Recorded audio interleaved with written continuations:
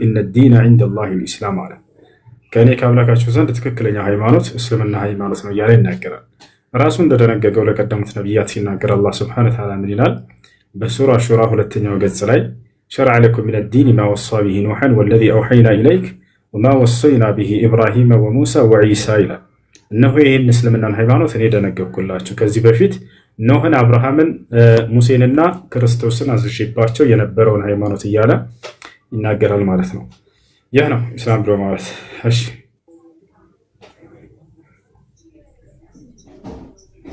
ጠይቅ። ጥያቄ እኔን ተቋርጦብኝ ነው እየጠየቅኩ ነበር። እሺ ጥያቄ ምንድን ነው? እስልምና የነብያት ሃይማኖት ነው ትላላችሁ ብለሃል።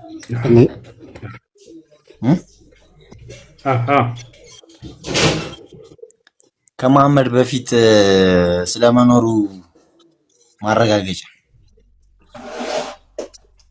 ከሙሐመድ ሰለላሁ ዐለይሂ ወሰለም በፊት ለመኖሩ ማረጋገጫ አምላክ አላህ ሱብሓነሁ ወተዓላ ከቁርአን ውጭ ማንን ነው የጠየቀው? እስልምናችን ላይ እንደፈለጋችሁ ጠይቁ ብለን እድል ሰጠናቸው፣ ግን ከእስልምና ውጭ ነው ጥያቄ የሚጠይቁት። ታያችሁ አይደል? እኛ ግን ክርስትና ላይ ጠይቀን ቆይ አንዴ ሚዩት አድርጌ ልጨርስ። እኛ ግን ስለ ክርስትና ከመጽሐፍ ቅዱስ አምጡ ብንላቸው ክርስትና ሊያመጡት አይችሉም። ከያዙት መጽሐፍ ከሌላ መጽሐፍ አንልም። ከክርስትናን ከያዝከው መጽሐፍ ልትሰብክ አትችልም። ተፈቷል አይደል? ይሄ ነው። አሁን ጥያቄ ጠይቀሃል፣ መልሱን አዳምጥ። ከሙሐመድ በፊት ነው ያልከው፣ ከሙሐመድ በፊት እሰጥሃለሁ ሰለላሁ ዐለይሂ ወሰለም። ሚዩት አድርግ። እሺ ቴዲ ሚዩት አድርግ። እሺ ከነቢዩ ሰለላሁ ዐለይሂ ወሰለም በፊት ያሉ ነቢያቶች እስኪ ጥቀሱልን። ማን ነበሩ? ለምሳሌ ያዕቁብ ዐለይሂ ሰላም ነበር። ያዕቁብ ምን ብሎ ሰበከ? ወያዕቁብ ያ በኒየ ኢነላህ አስጠፋ ለኩም ዲን ፈላ ተሙቱነ ኢላ ወአንቱም ሙስሊሙን አለ። ያዕቁብ ምን አለ? ልጆቼ ሆይ እነሆ አምላካችሁ አላህ አንድ ሃይማኖትን መረጠላችሁ፣ እርሱም አደራ ልጆቼ ሙስሊሞች ሆናችሁ እንጂ አትባሉ። ኖህ ምን አለ? ወእምርቱ አን አኩነ ሚነል ሙስሊሚን አለ። እኔ ከሙስሊሞች እንደሆን ታዘዝኩ አለ። ያ አብርሃምስ ማ ካነ ኢብራሂሙ የሁድየን ወላ ነስራንየን ወላኪን ካነ ሐኒፈን ሙስሊማ፣ ቃል በቃል አብርሃም ሙስሊም ነበር ይላል። ይህን ነገር አንስታችሁ መጽሐፍ ቅዱስ ላይ ወስዳችሁ ግን ክርስትናን ብትመዝኑት ነቢያትን በፍጹም አታገኙበት። ለምሳሌ አንድ ነቢይ ክርስቲያን ነበር ተብሎ የተገለጸ ነቢይ የለም መጽሐፍ ቅዱስ ላይ። ከሌላ መጽሐፍ አንጠይቅም፣ ችግር የለውም። በእጃቸው ከያዙት መጽሐፍ ላይ አንዲት ቦታ ላይ እግዚአብሔር ክርስትና ሃይማኖትን ተከተሉ ብሎ የተናገረበት ቦታ የለም። ከሌላ መጽሐፍ አንጠይቅም፣ በእጅህ ከያዝከው መጽሐፍ ላይ ይላል። ሁሉ ብዙ ቦታ ይገልጸዋል። አንተ ግን አሁን ማስረጃ አላቀረብም። ማስረጃ ብዙ ቦታ ይገልጸዋል ብሏል። ማስረጃና ትልቁ ላይ ነህ። ክፈት ያላ ክፈት። ብዙ ቦታ ይለዋል። እውነትም መንገድም ህይወት ነኝ ተከተሉኝ ያለበትን ምዕራፍ አታውቀውም? ማቴዎስ ላይ አይዋ እግዚአብሔር ክርስትና ሃይማኖትን ተከተሉ ያለበትን የተጠየቀው ወይንም ደግሞ ነብያቶች ክርስቶስም ለምን ታስወጣ ሃይማኖትን ተከተሉ ያሉበት። ያላ ቀጥል። አሁን እኮ የተጠየቀውን ጥያቄ ለምን አትመልስም? እኔ አሁን አንባቢ አይደለሁም። ጥያቄ ለምን አትመልስ?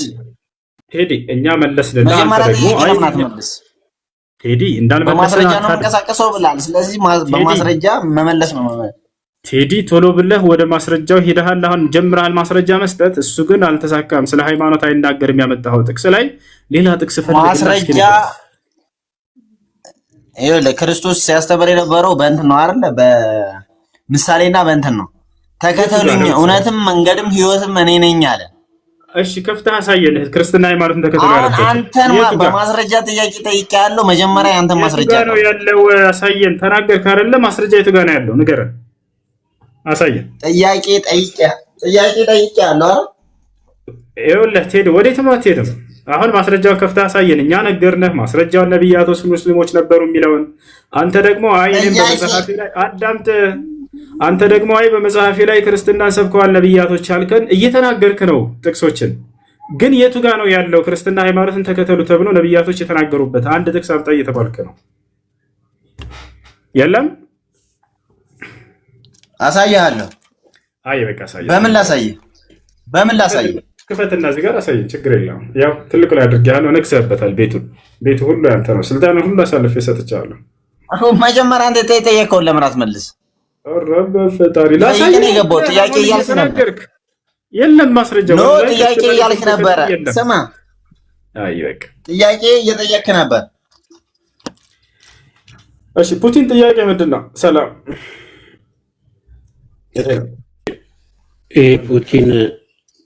ፑቲን ከመጀመሩ በፊት ፑቲን አንዴ ሱራ 2950 ላይ እሺ አንዴ ካዶች ፑቲን ይቀጥላል ያወራው ነው። አንዴ እሺ ትቀጥላለህ። አንተ እናውቃለን እኮ የምትመጣው ለምን እንደሆነ ተሳድቦ ነው የሚወጣው። ብዙ ጊዜ አንተ ጋር ገብቶ የትም ቦታ እንደዚህ ነው አመሉ። ተረጋጋ። ለማወቅ ለሚፈልግ ሰው እንጂ ዝም ብሎ የሰው ጊዜ ለማቃጠል አንድ ነገር ይዞ ለሚመጣ ሰው ቀድሜ ስለገባው ቅድሚያ አልሰጠም።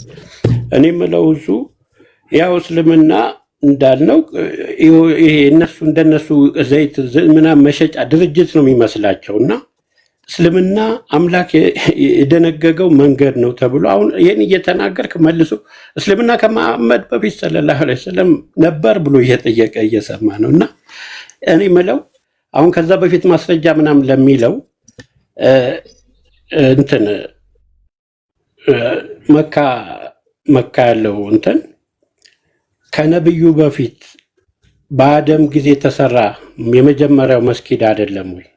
ሌላ እንትን ውስጥ ከመግባት ይልቅ በቀላሉ ያው በአደም ጊዜ የተሰራ መስጊድ እንኳን አለን አይደለ ወይ? እዚህ ላይ እንትን በልና ቀጣዩ ጥያቄ ምንድነው? ያው ይሄ እስላም እንደምታውቀው ዓለም ላይ ምንም በቃ ህዝቡ ሳይሰራ እንኳን በአንድ ሰው ምክንያት በተለያየ ምክንያት ዓለም ላይ እያበበ ነው ያለው። በቃ ምንም መቆሚያ አጥቷል እና ያቺን ነገር እናጠፋለን ብለው ጨጓራቸው ተቃጥለው በቃ ተሰቃይተው በየቤቱ የሚሳደቡ በኮሜንት የሚሳደቡ ተቃጥለው ያሉ ሰዎች ምን ትመክራቸዋለህ? እንደው ሽሎ ያጠፉታል ይሄን ነገር እና ከጥላቻ ወጥተው ቢያንስ ሰላማዊ ወይ ደግሞ ወደ እውነት ቢቀላቀሉ። ሁለተኛው ይሄ ነው። ቀጥል። እንደ ፑቲን አይነቱ ማለት ነው። እሺ አላህ እንግዲህ ሁላቸውንም ቅን የሆነ ልቦና ሊሰጣቸው ነው ዱዓ ማድረግላቸው። አላህ ስብሐነ ወተዓላ ቅን የሆነ ልቦና ይስጣቸው። እውነትን ለመፈለግ ልባቸው እንዲያስብ አላህ እንለምነዋለን። ዓላማችን ሁላችንም ወደ ነብያት መንገድ አንዱን አምላክ በብቸኝነት እናምልክ ነው። ይሄ ነው እንግዲህ። እሺ ኢስላምን ማጥፋት የሚባለው ነገር ያሰላም ነብዩ ሰለላሁ ዐለይሂ ወሰለም የዛኔ እርሳቸው እያስተማሩ ባሉበት ጊዜ የመካ ከሃዲያኖች በቃ እዚሁን ጨርሰው ሙሐመድና ተከታዮችን እዚሁ ያልቅላቸዋል ብለው አሰቡና በእርሳቸው ላይ ግፍና መከራ ለማድረስ ሞከሩ፣ ጀመሩ፣ መግደል ጀመሩ። ሱመያ የመጀመሪያዋ የተገደለችው እርሷ ነች። ከእምነትሽ ተመለሽ ተብላ የመጀመሪያዋ ሸሂድ ሰማዕት እርሷ ነች። ከዛ ቀጥሎ ባሏ ያሲር፣ እየቀጠሉ ቢላልን፣ አምባርን አዛ እያደረጉ ባሉበት ጊዜ ነብዩ ሰለላሁ ዐለይሂ ወሰለም ቆመው እዛው ትንቢት ነገሯቸው ለትውልዶቻቸው። ሰየብሉጉ ሃዛ ዲን ማ በለገ ሌይል ወነሃር አሉ። ዛሬ እናንተን ሊያጠፏችሁ እስላምን ሊያጠፉ ይሞክራሉ አይደለ? እመኑኝ እላችኋለሁኝ ይህ ሃይማኖት ቀንና ሌሊት የደረሱበት ዓለምን ሁሉ ይደርሳል ወደፊት ብለው ነገሯቸው። አያጠፋቸውም አሉ። እንዳሉትም ትንቢታቸው ተፈጸመ። ሊያጠፏቸው አልቻሉም። ሊያጠፏቸው አልቻሉም። እነርሱ ግን ጠፉ፣ ከምድር በታች ሆኑ፣ ከነ ታሪካቸው ተቀበሩ እነዛ ሹማምንቶችና ንጉሶች። ነገር ግን ነቢዩ ሰለላሁ ዐለይሂ ወሰለም ወዲያው የትንቢትን ቃል ሰጧቸው። አያጠፋችሁም፣ አብሽሩ። አይደለም ዛሬ ወደፊት ቀንና ሌሊት የደረሱበትን ዓለም ሲደርስ ታያላችሁ ብለው ነገሯቸው። ኢስላምን ለማጥፋት ማለት ኢስላም የአላህ ብርሃን ነው። የአላህን ብርሃን ለማጥፋት መሞከር ማለት ይላል አላህ ምሳሌው ሲገልጽ፣ ቀጥ ብለህ ፀሐይን በእፍ እያጠፋል የማለት ያክል ዩሪዱን አን ዩጥፊኡ ኑረ ላሂ ቢአፍዋሂሂም፣ የአላህን ብርሃን ኢስላምን ልክ በአፋቸው ለማጥፋት እንደሚሞክረው ያክል ነው። ወላሁ ሙቲሙ ኑሪህ፣ አላህ ደግሞ ብርሃኑን የሚሞላ ነው። ወለው ከሪሀል ካፊሩን፣ ከሃዲያኖች ቢጠሉም እንኳን እና ስለዚህ እንደው ሰከን ብላችሁ ለማወቅና ለመረዳት ብትሞክሩ የተሻለ ነው። አላህ ቅኑ መንገድ ይብራችሁ። ጥያቄ ያለ ይቀጥል። ሰላም አለይኩም። እሺ ልጠይቅ። ደህና አልሐምዱሊላህ። እሺ ስለ ካባው ተናገርክ እንዴ? አልተሰማኝም። እሱ እሺ እንናገራለን። ያን ጊዜ መስጊድ እንደነበረ ኢንሻአላህ እናስተናግዳቸውና እንቀጥላለን ኢንሻአላህ። እሺ ቀጥሉ ልጆች። እሺ አንድ ጥቅስ ላይ ሁለት ሶስት ጥያቄዎች ላንሳለሁ። እሱ እሺ እኔ ቀድማለሁ እኮ ግን ሆሱ አንድ ያስተናግዳልና ፑቲን ለዚህ ደንበኛ ስለሆነች ትቀጥላለች። ከላይ ያለው እናስተናግረውና ይቀጥላል። ፑቲን ትቀጥላለች። ዞሮ ቀጥልሽ። ሱራ ምዕራፍ 4 ቁጥር 171 ላይ እናንተ የመጽሐፉ ሰዎች ሆይ በሃይማኖት ወሰን አትለፉ ይላል። አማልክት ሶስት ናቸው አትበሉ፣ ተከልከሉ፣ አላህ አንድ አምላክ ብቻ ነው ይላል እና እዚህ ጥቅስ ላይ አንድ ሶስት ጥያቄ ላንሳልሁ። እሱ አንደኛ እናንተ የመጽሐፉ ሰዎች የተባሉት እነማን ናቸው? አጭር መልስ ከሰጠኝ ፈቃደኛ ኮንክ ይቻላል። እናንተ የመጽሐፉ ሰዎች ክርስቲያኖች አይደል? እሺ አመሰግናለሁ። አማልክት ሶስት ናቸው አትበሉ ይላል። የትኛው ክርስቲያን ነው አማልክት ሶስት ናቸው ያሉት? አላህ አንድ አምላክ ብቻ ነው ካለ አላህ አንድ አምላክ ብቻ ነው ካለ መጽሐፍ ቅዱስ ላይ ያለው አብ የሚለውን አብ የተባለውን አምላክ ነው አላህ አንድ ብቻ ነው የተባለው? እነዚህን ሁለት መልሶች ብትሰጠኝ ደስ ይለኛል። መልካም። ስላሴዎች አምላክ ናቸው ብለህ ታምናለህ አይደል? እኔ አላምንም። መጽሐፉ ላይ አለ እንደዛ የሚል። አንተ ክርስቲያን አይደለም? ምንድነው እምነት አንተ? ክርስቲያን አይደለም። ክርስቲያን ነኝ እኔ። አብ አምላክ ነው ብለህ ታምናለህ? አዎ። ወልድ አምላክ ነው ብለህ ታምናለህ? አዎ። መንፈስ ቅዱስ አምላክ ነው ብለህ ታምናለህ? አይ አላምንም። መንፈስ ቅዱስ አምላክ አይደለም? አይደለም። ኦኬ። እንደ ክርስቲያኖች አሁን ፑቲንን ወይንም ሌሎችን ክርስቲያን ብትጠይቃቸው መንፈስ ቅዱስ አምላክ ነው ብለው ያምናሉ። ስለዚህ እዚያ ቦታ ላይ እየተናገረ ያለው ሶስቱን አምላክ አድርገው ስለያዙ የክርስቲያን ጭፍሮች ነው። ቦታቸው አለ ያ ነው። ስለዚህ አምላክ አላህ ሱብሓነሁ ወተዓላ ሶስቱንም አምላክ ናቸው አትበሉ። ወላ ተቁሉ ሰላሳ ኢንተሁ ኸይረን ለኩም ይላል። ከዚህ ንግግራቸው ተቆጠቡ። ኢነማ አላሁ ኢላሁ ዋሂድ ይላል። እኔ አምላካቸው አላህ አንድ ብቻ ነኝ፣ በማንነቱም በምንነቱም አንድ ነው እርሱ። ነገር ግን እንደ ክርስቲያኖች አብም አምላክ ነው፣ ወልድም አምላክ ነው፣ መንፈስ ቅዱስም አምላክ ነው ስለሚሉ እነዚህ ሶስቶቹን አምላክ ብላቸው አትጥሩ ነው አምላክ አላህ ሱብሓነሁ ወተዓላ እያለ እየተናገረ ያለው። አይሽ ስለዚህ መጽሐፍ የእናንተ የመጽሐፉ ሰዎች ስላለ መጽሐፉ ላይ ያለ እነዚህ ሶስት አምላክ ናቸው የሚለው አይደለም። እያናገረ ያለው ግለሰቦችን የእምነቱን ተከታዮች ነው። በመጽሐፉም ላይማ የለም ሲጀመር እንደዛ የሚል መጽሐፉም ላይ አንድ አምላክ ብሎ የሚጠራው መጽሐፍ ቅዱስ አብን ነው። ከአብ ውጭ አንድ አምላክ ተብሎ የተጠራ የለም መጽሐፍ ቅዱስ ላይ። ይሄን ታውቃላችሁ። ስለዚህ ሜንሽን ያደረጋቸው እናንተ የመጽሐፉ ሰዎች ነው የሚለው። በሃይማኖት ወሰን አትለፉ ይላቸዋል። አይዋ እናንተ ራሱ መጽሐፉ ላይ በጣም የሚደንቀኝ የቁርአን አንቀጽ ነው። የሚገርማችሁ መጽሐፉ ላይ አለ አይልም አንቀጹ፣ ግን ግለሰቦችን ነው እየተቻቸውና እየገለጸላቸው ስህተታቸውን ያለው። መጽሐፉ ላይ የለም እንደዛ የሚል ሲጀመር አምላክ አንድ አምላክ እንዳለ ነው የተገለጸው። ያ አንድ አምላክ አብ ይባላል እንደ መጽሐፍ ቅዱስ ወጣቻው። አብ ወልድ መንፈስ ቅዱስ አንድ አምላክ ብለው ይጠቅሳሉ። ነገር ግን ለዚህም የሚል የለም። አንድ አምላክ ብሎ የሚገልጸው አብን ነው። ስለዚህ እነርሱን የእምነታቸውን አብ ወልድ መንፈስ ቅዱስ አንድ አምላክ የሚሉት በአንደበታቸው ላይ ያለ እንጂ መጽሐፉ ላይ የሌለ ነገር ስለሆነ እነርሱን አድርጎ ነው ቁርአኑ የመጣው። መጽሐፋቸው ላይ ተጽፏል የሚል የለም። ያ አህለል ኪታብ አለ፣ እናንተ የመጽሐፉ ሰዎች አለ። እነርሱን ነው እያናገረ ያለው። ላ ተግሉ ፊ ዲኒኩም፣ በሃይማኖታችሁ ላይ ወሰንን አትለፉ። ወላ ተቁሉ ዐለላህ፣ አትበሉ። አንደበታቸው የተናገሩት ነገር እንጂ መጽሐፋቸው ላይ ያለ አይደለም። ይሄን ይመስላል መጽሐፉ ላይ የሌለ ከሆነ ኦኬ። ሁለተኛው ጥያቄ አላህ አንድ አምላክ ብቻ ነው ይላልና ይሄ መጽሐፉ ላይ ያለው አንድ አምላክ ለምሳሌ ዘዳግም ምዕራፍ 6 ቁጥር 4 ላይ ያለው አንድ አምላክ የተባለው እዚህ ጋር ደግሞ አላህ የተባለው ተመሳሳይነት አላቸው ብለህ ታምናለህ? እንግዲህ በነቢያቶች ላይ ሲናገር የነበረው ራሱ አምላካችን አላህ ሱብሓነሁ ወተዓላ ነው። ለሙሴ ሲያናገር የነበረው ያ አምላክ ራሱ አምላክ አላህ ሱብሓነሁ ወተዓላ ነው። አምላክ አላህ ይህን ቃል በቃል ሲናገር ወከለመ አላሁ ሙሳ ተክሊማ ይላል። እኔ ሙሴን ማናገርን አናገርኩት ይላል። ሲያናገረውና ቃልን ሲገልጥለት የነበረው ያ አምላካችን አላህ ሱብሓነሁ ወተዓላ ራሱ ነው። እሺ ይሄን ይመስላል። አመሰግናለሁ። ሌሎችን ጊዜ ካልተሻማው ብጨምር ደስ ይለኛል። ሌሎች ጊዜ ካለ እችላለሁ። ትቀጥላለህ። እሺ እሺ ፑቲን ሂድ። እሺ ቀጥል። ፑቲን ሂድና እሺ ፑቲን ቀጥል። እሺ ታፈንኩኝ እኮ እሱ።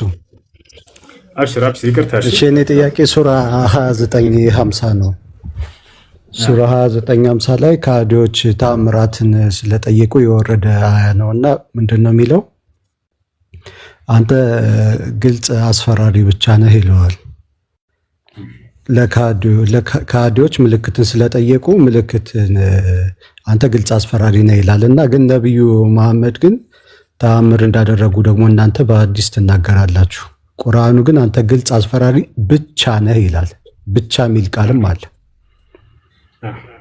እና አይጋጭም ወይ? እሺ አዳምጠው መልስ። ጥሩ ጥያቄ ነው። አንደኛ ብቻ የሚለው ቃል አይገድበውም ወይ ነው ጥያቄው። ብቻ የሚለው ቃል የሚገድብ ቃል አይደለም። ለይሰ ዐላ ኢጥላቅ ሁል ጊዜ የሚገድብ ቃል ሆኖ የሚገኝ አይደለም። አምላክ አላህ ሱብሓነሁ ወተዓላ በሌላ ቦታዎች ላይ ለምሳሌ ዒሳን ሲገልጸው ምን አለ? ኢን ሁወ ኢላ ዐብዱን ይላል። ዒሳ ባሪያ እንጂ ሌላ አይደለም አለ። ባሪያ ብቻ እንጂ ሌላ አይደለም። ኦኬ፣ ሌላ ነገር በቃ አይደለም። ዒሳ ባሪያ እንጂ ሌላ አይደለም። መልእክተኛ አይደለም፣ ነብይ አይደለም። እነዚህ ሁሉ ማዕረጎቹ በቃ ስህተት ናቸው ማለት ነው። ባሪያ ብቻ ነው ላ አይደለም። በሌላ ቦታ ላይ ልክ እንዲሁ አምላክ አላህ ሱብሓነሁ ወተዓላ ቱደሚሩ ኩለ ሸይእን ቢአምሪ ረቢሃ ይላል። በሁድ ህዝቦች ላይ በየላካትን አውሎ ነፋስ አላህ ሱብሓነሁ ወተዓላ ሲናገር ሁሉን ነገር ታጠፋለች በጌታዋ ፍቃድ አለ። ሁሉን ነገር ታጠፋለች ሲል በዛን የተላከችው ያቺ ነፋስ እንደው ሰማይ ምድርን ሁሉ አጠፋፍታለች ማለት ነው? ላ አይደለም። የሆነች የተገደበች አሙን ዩራዱ ቢል ኹሱስ የሚል ቃይዳ አለበት። ቃሉ ጥቅል ሆኖ የታሰበበት ግን የሆነች ጉዳይ ነች። አሁን በዚያ ቦታ ላይ ነቢያችን ሰለላሁ ዐለይሂ ወሰለምን እንደው ተአምር አላደረጉም ለማለት ሳይሆን እርሳቸው የሚያደርሱት የአምላክን ትእዛዝ መሆኑን የሚገልጽ ቃል ነው እንጂ ተአምርን አላደረጉም የሚል አይደለም። ተአምራትን ነቢያችን ሰለላሁ ዐለይሂ ወሰለም ተጠይቀው አድርገዋል። የመካ ሰዎች ራሳቸው ጠይቀዋቸው አድርገውላቸዋል።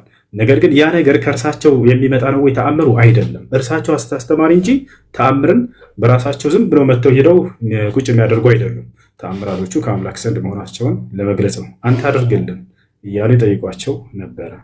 ነገር ግን አምላክ አላህ ሱብሓነሁ ወተዓላ ያንን አንተ አስተማሪ እንጂ ወይም አስጠንቃቂ እንጂ ሌላ አይደለህም እያላቸው ነው። አስፈራሪ ይላል። አሁን እዛ አስፈራሪ ብቻ እንጂ ይላቸዋል አይደለ? በሌላ ቦታ ላይ ደግሞ አብሳሪም እያለ ይገልጻቸዋል። አብሳሪም ናቸው፣ አስፈራሪ ናቸው። የሚያስፈራሩት ከምንድን ነው? ከክህደት ያስፈራራቸዋል፣ ከገሃነም ያስፈራራቸዋል። የሚያበስሯቸው ምንድን ነው? በእምነትን ለተከተሉ ሰዎች ገነትን ያበስሯቸዋል ማለት ነው። እና ተአምራትን ነቢ ሰለላሁ ዐለይሂ ወሰለም በቁርአንም በሐዲስም በርካታ ተአምራቶችን አድርገዋል። አይ በቁርአን ያደረጉትን ተአምር ታሳየኛለህ? ያሳያለሁ፣ ችግር የለም። እሺ አሳየኝ። ሱረቱል ቀመር ላይ አላህ ሱብሓነሁ ወተዓላ ሲናገር ኢቅተረበት ሰዓቱ ወንሸቀል ቀመር ይላል። ሰዓቲቱም ተቃረበች ጨረቃዋም ተገመሰች እያለ ይናገራል። ጨረቃዋ ተገመሰች በነቢ ሰለላሁ ዐለይሂ ወሰለም ጊዜ ጨረቃዋን ገምሰው ማሳየታቸውን የሚገልጽ ነው። ሌላ ከመካ እስከ ኢየሩሳሌም አለ ሁሱ ይቅርታ በጣም እሺ ልንገርሽ። እሺ ላውጣል አንድ ጊዜ ልንገር።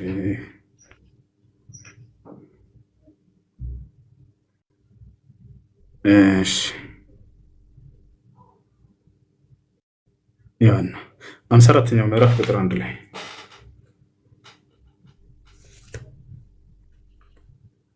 እሺ 54ኛው ምዕራፍ ቁጥር 1 እዛ ላይ ታገኘዋለህ። ሌላ ደግሞ ልጨምርልህ። ሁለተኛ ነብዩ ሰለላሁ ዐለይሂ ወሰለም ያደረጉት ተአምር ሱረቱል ኢስራ የትኛው መሰለህ? እስኪ በአማርኛ አንብብልኝ። ይሁዙ 54 አንድ ያልከውን በአማርኛ አንብብ። እዚህ ላይ ምን ይላል? 54 ላይ ሰዓቲቱ ተቀረበች ጨረቃም ተገመሰ እያለ ይናገራል። ተገመሰ ነው ገመሱት ነው? ማን ነው ገማሹ? ነብዩ ሰለላሁ ዐለይሂ ወሰለም ይላል። እንደዛ እንትኑን አሳየኝ፣ ንገረኝ። ወይ ይሄ ቁርአን በወረደ ጊዜ ያዩ የዓይን እማኞች ሰሃቦች ሲናገሩ የመካ ሰዎች ነብዩ ሰለላሁ ዐለይሂ ወሰለምን ተአምር እንዳሳያቸው ጠይቀው ጨረቃንም ለሁለት ከፍለው አሳዩአቸው ይላል።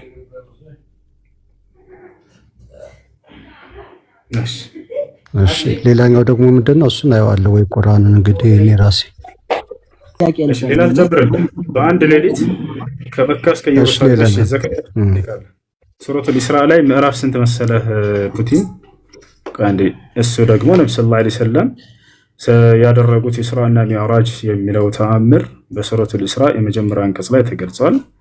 ሱረቱል ኢስራ ምዕራፍ 17 ላይ እንግዲህ ነብዩ ሰለላሁ ዐለይሂ ወሰለም ያ ባሪያውን ከተከበረው ከመስጊድ ወደዚያ ዙሪያውን ወደ ባረከው ወደ ሩቁ መስጊድ በሌሊት ውስጥ ያስኬደው ጌታ ጥራት ይገባው ከተአምራቶቻችን ልናሳየው አስኬድ ነው እያለ አላህ ሱብሓነሁ ወተዓላ ይናገራል። እንግዲህ ነብዩ ሰለላሁ ዐለይሂ ወሰለም እዚህ ቦታ ላይ የተከበረው መስጂድ ወይ መስጂዱል ሐራም ከመካ እስከ ኢየሩሳሌም ድረስ በአንድ ሌሊት በዚያን ጊዜ በተአምር ብሎ ማለት ከሰው ሕግና ልማድ ወጣ ያለ ነገር ማለት ነው። ነቢያችን ሰለላሁ ዐለይሂ ወሰለም ያንን ከመካ እስከ ኢየሩሳሌም ለመሄድ በጣም ብዙ ወራቶች ፈጁባቸው ነበር። እነዚህ አካሎች የነብዩ ሰለላሁ ዐለይሂ ወሰለም ዘመን ሰዎች ያን ነገር ግን በአንድ ሌሊት እንዲሄድ ተባርዶ አንድ ልጆች ትሰማለህ? ቀጥል። ይሰማል። ፑቲን ከአንተ ጋር መሰለኝ እና ከተአምር ብሎ ማለት ከሰው ሕግና ልማድ የወጣ ነገር ማለት ነው። ገብታችኋል አይደል? በዚያን ዘመን ከመካ እስከ ኢየሩሳሌም ድረስ ሰዎች ለመሄድ ወራቶች ይፈጁባቸው ነበር። ለንግድ ሄዱ ነበር። ገብታችኋል? ቁረይሻውያኖች።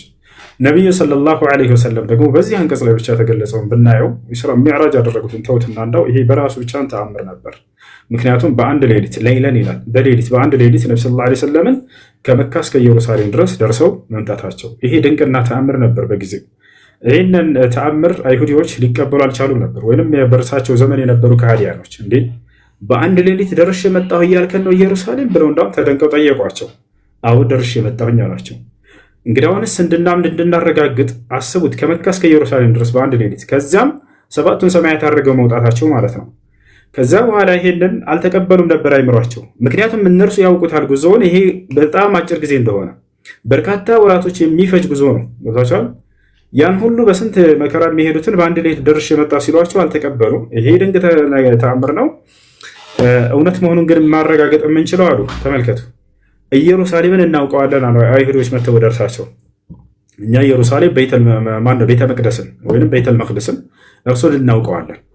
ስለዚህ ስለ እርሱ መገለጫ ንገረን አሉ። ምን ያክል በርና ምን ያክል መስኮት እንዳለው ሁሉን መገለጫውን ንገረን፣ በትክክል ከገለጽከው በእርግጥም አይተዋል የሚለውን የዛኔ ነው ማረጋገጥ የምንችለው አሉ። ነቢዩ ሰለላሁ ዐለይሂ ወሰለም የቤተ መቅደስን መገለጫዎች እንዳለ በሩን፣ መስኮቶችን ሁሉ ሊገልጹላቸው ይነግሯቸው ጀመር። ያን እየተናገሩ እያሉ ነቢዩ ሰለላሁ ዐለይሂ ወሰለም ሐዲስ ላይ ሲናገሩ እዛው ላይ ምን አሉ? እየተናገሩ ባሉበት ሁኔታ ሊጠፋቸው አለ። ፈዐረደ አላሁ ሊየ ቤተል መቅደስ አሉ። ቤተ መቅደስንም አምላክ አላህ በፊቴ ቁጭ አደረገልኝ አሉ። ለመካ ሰዎች እየገለጹላቸው ይታቸዋል። ከዚያ ፈጀዐልቱ አሲፉ ለሁም ዋሒደን ወልአኸር እያንዳንዱ ልገልጽላቸውም ጀመር። ወዲያው እነዛ ሰዎች ያንን አረጋገጡ። ይታቸዋል። ሄደው የሚያውቁትን ነገር ነው ከገለጽክልን በቃ እናምናሃለን ብለው ይህን ቻለንጅ ያቀረቡላቸው ነብዩ ሰለላሁ ዐለይሂ ወሰለም ያቀረቡላቸውን ቻለንጅ አለፉ፣ ገለጹላቸው። ሊጠፋኝም ባለ ጊዜ አሉ ነብዩ ሰለላሁ ዐለይሂ ወሰለም። ለምን ሊጠፋቸው አለ? ምክንያቱም ትኩረታቸው ቤቱ ላይ ሳይሆን ያሳለፉ ምንድነው እዚያ ውስጥ ነቢያቶችን አግኝተዋል። እነ አብርሃም እነ ኢስሐቅ እነ ያዕቆብን ቤተ መቅደስ ውስጥ እንዲያገኟቸው አድርጓል አምላክ አላህ ሱብሓነሁ ወተዓላ። እነ ክርስቶስን እነ ሙሴን እነ ሃሩንን ሁሉ አግኝተዋቸዋል። ይወታቸዋል። እነርሱን ሁሉ መርተዋቸዋል፣ አሰግራቸዋል። ቤተ መቅደስ ውስጥ አላህ አስነስቶላቸው ሁሉን ቻይ ነውና ዑሪደት ሊየል አንቢያ ይላሉ ቃል በቃል ነቢያትም ለእኔ ዛኔ ተቀረቡልኝ ተገለጡልኝ ብለው እንደተናገሩት ቤቱ ላይ አልነበረም ትኩረታቸው። አላህ መጨረሻውን ያን ቤት ከፊታቸው መጣና ቁጭ አደረገላቸው፣ እርሳቸውን ገለጹላቸው ማለት ነው። ያንንም የጠየቁትን አገኙ። እነዚያ ሰዎች አመኑ። ታቸዋል። ይሄ ድንቅ ተአምር በቁርአን ላይ ከተገለጹ መካከል ነው። በሐዲስ ላይ ከ1000 በላይ ተአምራት ተገልጸዋል እርሳቸው ያደረጓቸው። እሺ ዘከርያስ ሰላም ጥያቄ ነበረኝ ነው። እሺ ጥያቄ ምንድን ነው? እንግዲህ እስልምና የመጣው በ7ኛው ክፍለ ዘመን ነው አይደለ? እሺ በ7ኛው ክፍለ ዘመን አይደለም ትንሽ ዓመታት ነው የሚቀሩት፣ የተወሰነ 40 ምናምን ዓመታት በ665 654 ዓመት ምናምን አካባቢ ነው የመጣው። ማን ነው እንደሰ ያለ እስልምና ታሪክ እኮ ነው የሚነግረን እኮ። ይሄንን እኮ አንተ ራሱ ታውቃለህ አይደለ? የታሪክ ጸሐፊው ማን ነው? እሱ የታሪክ ጸሐፊው ከኔ የጻፈው ልል አልችልም። ይሄ ወይ ቁርአን ወይ መጽሐፍ ቅዱስ አይደለም። ግን ይሄን ራሱ አንተ ራስህ ታውቃለህ። ኦሬዲ እኮ የምታከብሩት እኮ 1444 ምናምን ብላችሁ ነው የምታከብሩት አይደለም። እሱ ለእስልምና ጅማሬ አይደለም። ዘከርያስ እሱ 1447 ብለን የምናከብረው ነቢያችን ሰለላሁ ዐለይሂ ወሰለም ከመካ ወደ መዲና ስደት ያደረጉበትን አንድ ብለን ጨምረን እንጂ እስልምናን አስተምሮ አይደለም። አይ እስልምና የመጣው ለእስልምና የሚባል ሃይማኖት የመጣው በ7ኛው ክፍለ ዘመን ነው። እሱን ያለው የቤተ ክርስቲያን መጽሐፍቶች ናቸው። አሳያችኋለሁ። እንደሱ ብለው እንደሚያስተምሯችሁና እንደሚዋሻችሁ አውቃለሁኝ። አሁን አውጥቼ አሳያለሁ። የታሪክ መጽሐፍቶቻችሁ ላይ የቤተ ክርስቲያን ያስቀመጠችላችሁ እስልምና በ7ኛው ክፍለ ዘመን የመጣ ነው ብለው ነግሯቸዋል። አትመኗቸው። እስልምናን ለመረዳት ቆይ አዳምጠኝ። ረጋ በል ዘከርያስ፣ ወንድ ልጅ ነህ፣ ትልቅ ልጅ ነህ። አንዴ ረጋ በል። እስልምና አንዴ አዳምጥ እንጂ ዘከርያስ፣ ቀስ በል ላስረዳ። እኔ ክርስትናን ለመረዳት ከፈለኩኝ ሂጄ ጎግል ላይ ሰርች አድርጌ የታሪክ መጽሐፍን አውርጄ አይደለም ክርስትናን ለመረዳው።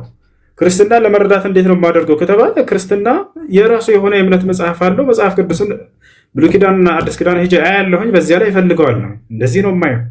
እስልምናን ለመረዳት ምንድነው የምታደርጉት? ቁርአን ኑና ከሱረቱል ፋቲሃ እስከ ሱረቱን ናስ አንብቡት። ገብታችኋል አይደል? የዛን የኢስላም መቼ እንደነበረ ትረዳላችሁ። የታሪክ መጽሐፍ ብለው ጎግል ላይ ያስቀምጡላችሁን ይዛችሁ መታችሁ ያንን እምነት እንደው መመዘን ይከብዳል። ገብታችኋል አይደል? እምነት በእነዚህ ሰዎች አይለካም። እነዚህ ታሪክ ማን የታሪክ ጸሐፊ ማን ያደረገው? የእምነት መጽሐፍቶች አሉ። ቆይ አንዴ ረጋ በል። በእነዚያ መጽሐፍቶች ላይ ክርስትናን ትመዝነዋለህ። ገብቶሃል? ክርስትናን ማን ይሄ ጀመረልኝ ብለህ ስታይ ጊዜ አምላክም ነቢያት የማያውቁትም ክርስትናን እንደ መጽሐፍ ቅዱስ ነው እያልኩኝ ያለሁት፣ እንደ ታሪክ አይደለም። እንደ ራስ እንዳያስከው መጽሐፍ እግዚአብሔር የትኛውን ቦታ ላይ ክርስትና ሃይማኖትን ተከተሉ ወይም ክርስትና ሃይማኖትን ደንግጌላቸዋለሁ ያለበት ቦታ የለም። አንድ ነቢይ ከነቢያት መካከል ተነስቶ እኔ ክርስቲያን ነኝ ያለ ነቢይ የለም። ነቢያቶች ግን በቁርአን ላይ ስትመጡ ኖህ ከነቢ ሰለላሁ ዐለይሂ ወሰለም በፊት በበርካታ ዓመታት በፊት እኔ ሙስሊም ነኝ እያለ ቃል በቃል ይናገራል። ቃለ ኑህ ዐለይሂ ሰላም ወኡሚርቱ አን አኩነ ሚነል ሙስሊሚን። ኑህ ምን አለ መሰለህ ዘከርያ፣ እኔ ሙስሊም እንደሆን ታዘዝኩኝ አለ። ዮሴፍ ምን አለ? አደራ ልጆቼ ሙስሊሞች ሆኑ እያለ ያዛቸዋል። ላ ተሙቱነ ኢላ ወአንቱም ሙስሊሙን አለ። አደራ ልጆቼ ሙስሊሞች ናችሁ እንጂ አትሙቱ ይላቸዋል። ዮሴፍ ምን አለ? ረቢ ቀድ አተይተኒ ሚነል ሙልኪ ወዐለምተኒ ሚን ተእዊሊል ሐዲስ ፋጢረ ሰማዋቲ ወልአርድ አንተ ወልይ ፊ ዱንያ ወልአኺራ ተወፈኒ ሙስሊመን ወአልሒቅኒ ቢሷሊሒን አለ። አደራ አምላክ ያላህ ሙስሊም አድርገህ ግደለኝ አለ ዮሴፍ። ሌላስ ሙሴ ለህዝቦቹ ምን አላቸው? ወቃለ ሙሳ ያ ቀውሚ ኢንኩንቱም አመንቱም ቢላሂ ፈዐለይሂ ተወከሉ ኢንኩንቱም ሙስሊሚን። ሙሴ ለህዝቦቹ ምን አላቸው? ህዝቦቼ ሆይ በአላህ የምታምኑ እንደሆናችሁና ሙስሊሞች እንደሆናችሁ በእርሱ በአላህ ላይ ብቻ ተመኩ አላቸው። ህዝቦቹስ ምን አሉ? የሙሴ ህዝቦች እኛ ሙስሊሞች ነን አሉ። ረበና አፍሪግ ዐለይና ሰብረን ወተወፈና ሙስሊሚን፣ ጌታችን አላህ ሆይ ሙስሊሞች አድርገህ ግደለን አሉ ይላል። ሐዋርያቶች ቃል በቃል እኛ ሙስሊሞች ነን ይላሉ።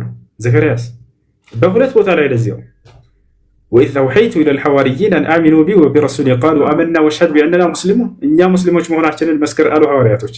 በሱራ አሊ ዕምራን ላይ ሐዋርያቶች እኛ ሙስሊሞች ነን ሲሉ ምን አሉ? ፈለማ አሐሰ ዒሳ ሚንሁሙል ኩፍረ ቃለ መን አንሷሪ ኢለላህ ቃለ አልሐዋርዩነ ነሕኑ አንሳሩላህ አመና ቢላሂ ወሽሀድ ቢአንና ሙስሊሙን። ወላሂ የሐዋርያቶች አገላለጽ እንደውም በጣም ይደንቃል። አምላካቸው ማን እንደሆን ተናገሩ። ሃይማኖታቸው ምን እንደሆን ተናገሩ። ነቢያቸው ማን እንደሆን ተናገሩ። የተሰጣቸው መጽሐፍ ምን እንደሆነ ተናገሩ። በጣም ገለጹት። የእነርሱ ይለያል። ምን አሉ? አንዴ እችን ብቻ ዘከርያስ፣ እችን ብቻ ሐዋርያቶች ምን አሉ? አመና ቢላህ አሉ። ተመልከቱ፣ በአላህ አምነናል አሉ። ወሽሀድ ቢአና ሙስሊሙን፣ እኛ ደግሞ ሃይማኖታችን ሙስሊሞች መሆናችንን መስክርልን አሉ። ረበና አመና ቢማ አንዘልት አሉ። ቀጥሎ ጌታችን ሆይ ባወረድከው ቃል በኢንጂል አመንን አሉ። ወተበዕና ረሱል፣ መልእክተኛውንም ነቢዩንም ዒሳንም ተከተልን አሉ። ፈክቱብና ማዕ ሻሂዲን፣ እኛንም ከመስካሪዎቹ ጻፈን አሉ። ያሰላም አምላካችን አላህ ነው። ሃይማኖታችን ኢስላም ነው። መጽሐፋችን እንጂል ነው። ነቢያችን ዒሳ ነው አሉ። ያሰላም ከዚህ በለጠ አገላለጽ ጨርሻለሁ። ግባ። አይ ቀጥ እሺ እስልምና ከዛ በፊት ለምሳሌ የኛ መጽሐፍ ቅዱስ ከመጀመሪያው ሁለት ዘመን ጀምሮ ነው የነበሩ አይደለ? እስልምና የሚባል ግን በእኛ በመጽሐፍ ቅዱስ ላይ የለም። ሃይማኖት የሚባል ነገር የለም። ግን አይሁድ አለ። አይሁድ የሚባል እምነት አለ፣ ተጽፏል መጽሐፍ ቅዱስ ላይ አይደለ? እስልምና የሚባል ግን ያኔ ቢኖር ኖሮ ይጻፍ ነበር፣ አብሮ ይጻፍ ነበር። የኛ መጽሐፍ ቅዱስን እናንተ ጋር አለ። ክርስቲያኖች አይሁዶች ተብሎ አለ መጽሐፍ ቅዱስ ላይ እስልምና ሃይማኖት ትክክለኛ ሃይማኖት ነው የሚል መጽሐፍ ቅዱስ ላይ አለ። እስልምና አንተ እንዴት ነው የምታስበው? ውሱታው እንጂ እኔ እኮ አንድ መጽሐፍ ቅዱስ ነው የማስበው አለ መጽሐፍ ቅዱስ ላይ ላሳይህ እያልከው ነው። ነብያቶች ሙስሊሞች ነበሩ። ኢየሱስ ክርስቶስ ሙስሊም ነበር። መጽሐፍ ቅዱስ ላይ የለም ሙስሊም የሚባል አለ። ማስረጃ ሳየኝ በላይ ላሳይህ። እኔ ዘከርያስ ወይኔ በፈጠረ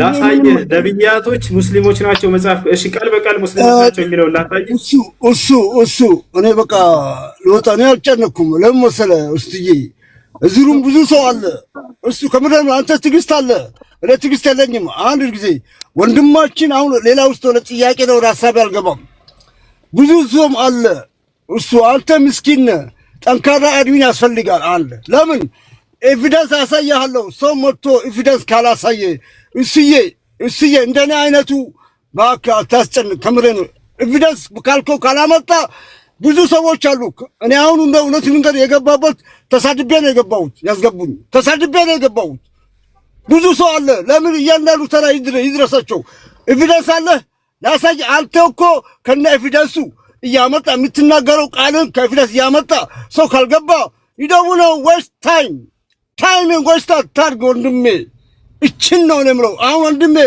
ፕሊዝ ከሱ ጋር የምትከራከረው ካለ ነገር ኤቪደንስ ካለ የምታወራው ካለ አሳየው እንደዚህ ነው እንደዚህ ካልክ ወንድሜ እኛ በትግስት ነው እስላሞቻችን የምናስተላልፈው ስለዚህ አድሚኖ ጠንካራ እሱ ቶሎ ብሎ የሆነ ነገር አያረግም ወንድሜ አንዳንድ ጊዜ እንደና ብዙ ሰዎች የሚጨነቁ ሰዎች አሉና ኤቪደንስ ጋር ሄድ እኔ ወደ ጥያቄ አይገባም ኤቪደንስ አሳየው ኤቪደንስ አሳየው ወንድሜ ወንት ትወርዳለህ አይ እሺ መርሐባ شكرا ወንድማችን እናመሰግናለን ጀዛከላሁ ኸይራ እሺ ዘከሪያስ ኦኬ አንተ አሁን እያልከኝ ያለው እስልምና ከዛ በፊት ነበርን የምትለኝ አይደለ አዎ ጭራሽ በመጽሐፍ ቅዱስ ላይ ቃል በቃል እስልምና የሚለውን ቃል ሁሉ አሳያለሁ ማስረጃለህ ማስረጃ ታዲያ አዎ በደንብ አለ ላሳይ እንዴ በጣም እሱ ነው ፈልገው አይሽ አብሽር በቃሽ ምልክዳን የተጻፈው በምን ቋንቋ ነበር ዘከሪያስ መቼም በአረበኛ ትለኝ ነበር በአረበኛ አይደለም በዕብራይስጥ ነበር አይደለ እሺ አሁን መጽሐፍ ቅዱስ ላይ እንግባ አንድ ጊዜ በመጀመሪያ የምናየው የቱ ጋር ነው መጽሐፍ ቅዱስ ላይ እንገባለን ልጆች እዚህ ባይብል ሀብ ላይ እንግባ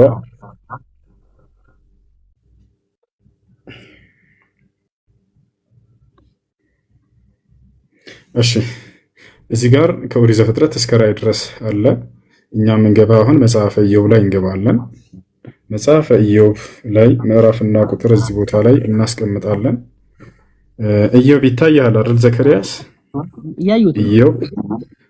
ኢዮብ 22:21 ላይ እንግባ ምዕራፍና ቁጥር እናስቀምጣለን ከዚያ እዚህ 21 ወደ አማርኛ እንቀይረዋለን ይሄንን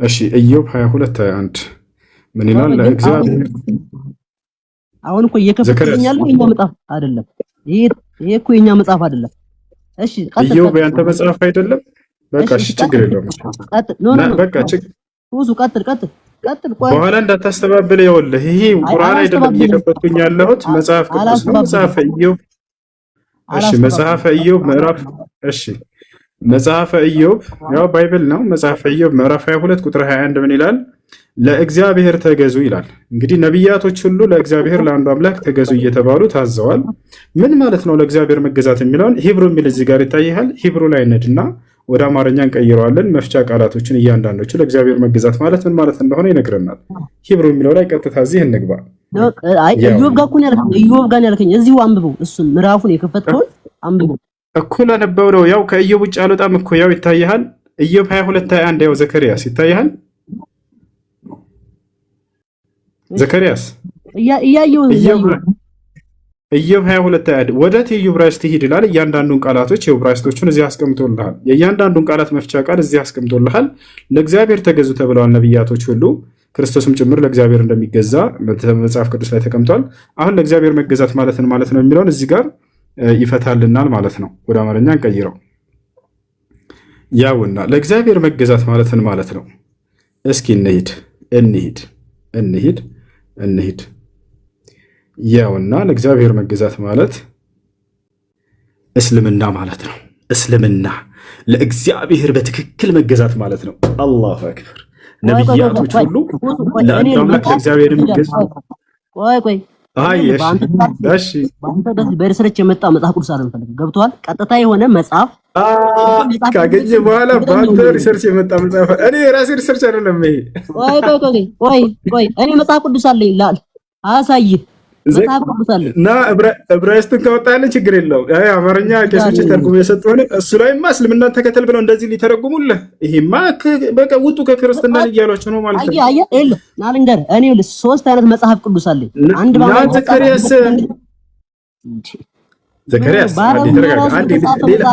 አንዴ በቃ ምንም ማድረግ አይቻልም። አንዴ ሌላ ሰርፕራይዝ ልጨምርልህ ነው። ይሄ እስልምና ነው የሚያወራው አይደል? ሙስሊም የሚለው ቃል ደግሞ እሱ አንድ ጊዜ ዘካርያ ያልከው ነገር ኤቪደንስ ታሳያለህ ሳታሳይም ወኒ ይሄን ታሳያለህ። አዳምጠኝ መቼም አንተ መጽሐፍ ቅዱስ ይኖራል እርግጠኛ ሆኜ በወረቀት የታተመው መጽሐፍ ቅዱስ ይኖራል። 81 መጽሐፍ ቅዱስ 81 መጽሐፍ ቅዱስ ይኖራል አይደል? አለ ዘካርያስ ቀጥል።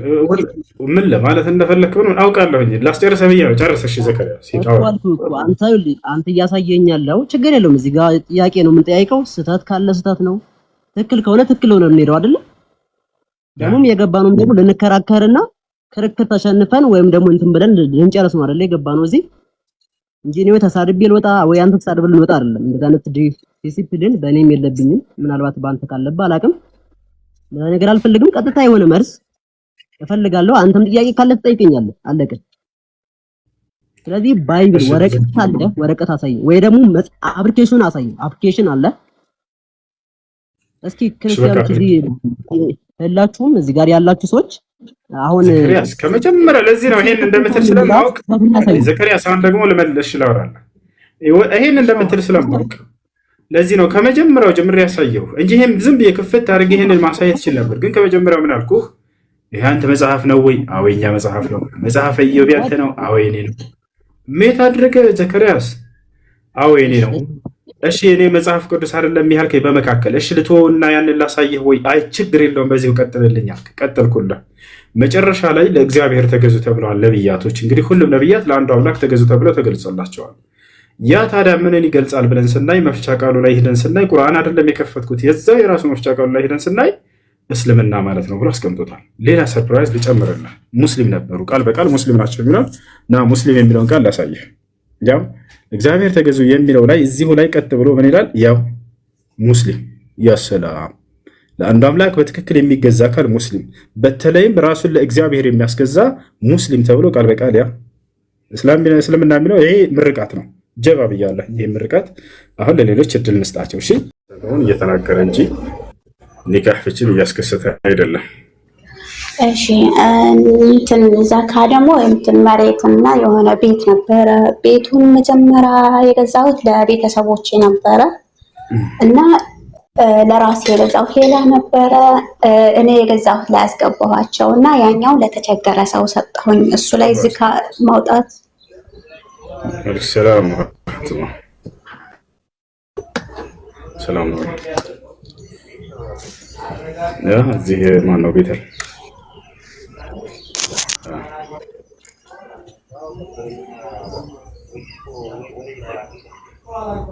ቤት አብዱራዝ ቤት እዛ ነው ያለው።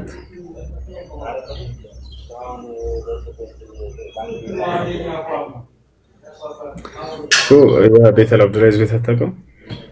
ولا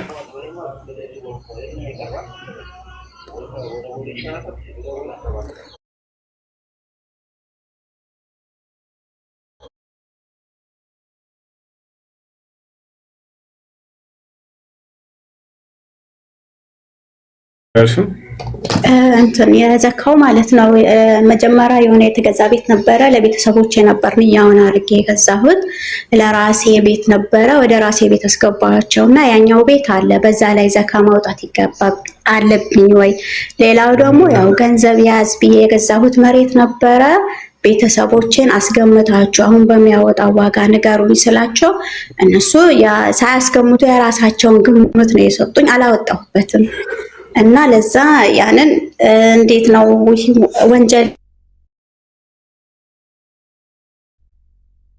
ሊሆንብኛል ወይ? ዘንድሮም እንትን ምንድነው ዘካ ስላላወጣሁ እሺ መኖሪያ ቤትን በተመለከተና መሬትን በተመለከተ ነው ልጅቱ ጥያቄዋ። ማነው ቤት ለሁለት ይከፈላል። አንደኛ ለመኖሪያ ከሆነ ያ ቤት የተገዛው ይሄ ዘካ የለበትም። ይሄ ሰውየው ገዝቶ እየኖረበት ነው፣ ለመኖሪያ ነው፣ ዘካ የለበትም። እንዲሁም መሬትን በተመለከተ ለመሸጥና ለማትረፍ እስካልሆነ ድረስ እርሱም ዘካ የለበትም። ለመሸጥና ለማትረፍ ገንዘብ እንዲይዝላችሁ አስባችሁ ከሆነ የዛኔ ዘካ አለበት። በየዓመቱ የዛ የመሬት ዋጋ እየተተመነ ዘካ ይወጣለታል።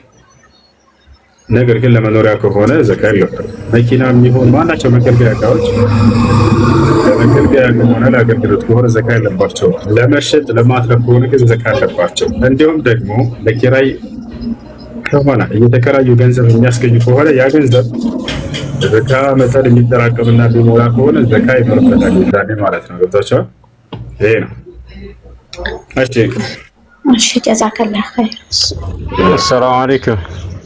አለይኩም ሰላም ወራህመቱላህ። አህለን ሁሴን፣ እንኳን ለዒድ አደረሰ። አንድ ጥያቄ ነበረችኝ እና አንድ ጓደኛ ያጋዝ ሱዳኒ ነውና የሆነ ያወራን ነበረ። በምን ዙሪያ ነው?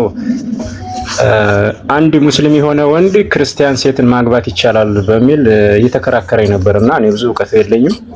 በዚህ ዙሪያ ላይ ሰፋ ያለ ማብራሪያ እፈልጋለሁ። ብችል በአረበኛ ቢሆን በጣም የተሻለ ነው፣ አማርኛ ስለማይችል ማለት ነው። አብረዋላ ትንሽ ድምጽ ይረብሻል። እሱ አለበት ለመሄድ ገባ ብዬ ነው እኔ ከስራ ቦታ ማውራ እኮ ከሱ ጋር ሁሉና ከሱ ጋር ነው በለኝ እንዲሰማ በአረበኛ ነው መልስበት። እሺ ሚውት ላድርግ፣ እሱ ጋር ልሄድና እንዳታስወጣኝ አንድ ቀን ደርሻለሁ በለኝ መልስላለሁ እሱ ጋር ስደርስ። እሺ እሺ ጥያቄ ያለ ቀጥል። እስከዛ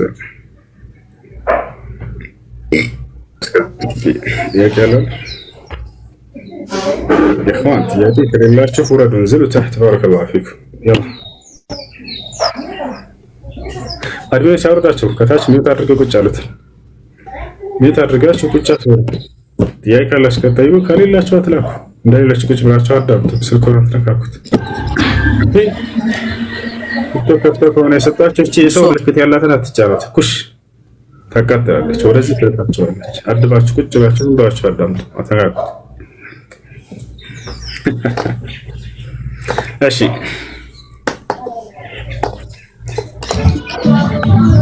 አለይኩም። እሺ ሰላም አለይኩም። አለይኩም ሰላም። ጥያቄ ነበረኝ ከጾም ጋር የተያያዘ ነው። አዛን እያለ ሰውዬ ውሃ ጠጡ ባላቸው ልጆቹን እና አዛን እያለ እኮ ለምንድን ነው አሁን እኮ ብሏል አልኩት። አዛን እስኪያበቃ ድረስ ማጣት የለውም ማለት አይቻልም። ተሳስቷል። ነቢያችን ሰለላሁ ዐለይሂ ወሰለም በዘመናቸው የሱብሒ ሶላት አንድ ቤት ነቢያችን ሰለላሁ ዐለይሂ ወሰለም በጊዜያቸው ሁለት አዛን ይደረግ ነበር። ሱብሒ ላይ የሁለቱን አዛን አስመልክተው ስለ ጾም ማለት ስለ ሱሑር እየተናገሩ እያለ የመጀመሪያው አዛን በሚል ጊዜ ዛኔ ብሉ፣ ሁለተኛው አዛን እስኪገባ ድረስ ዛኔ ያቋርጡ ብሎ ተናግሯቸዋል። ስለዚህ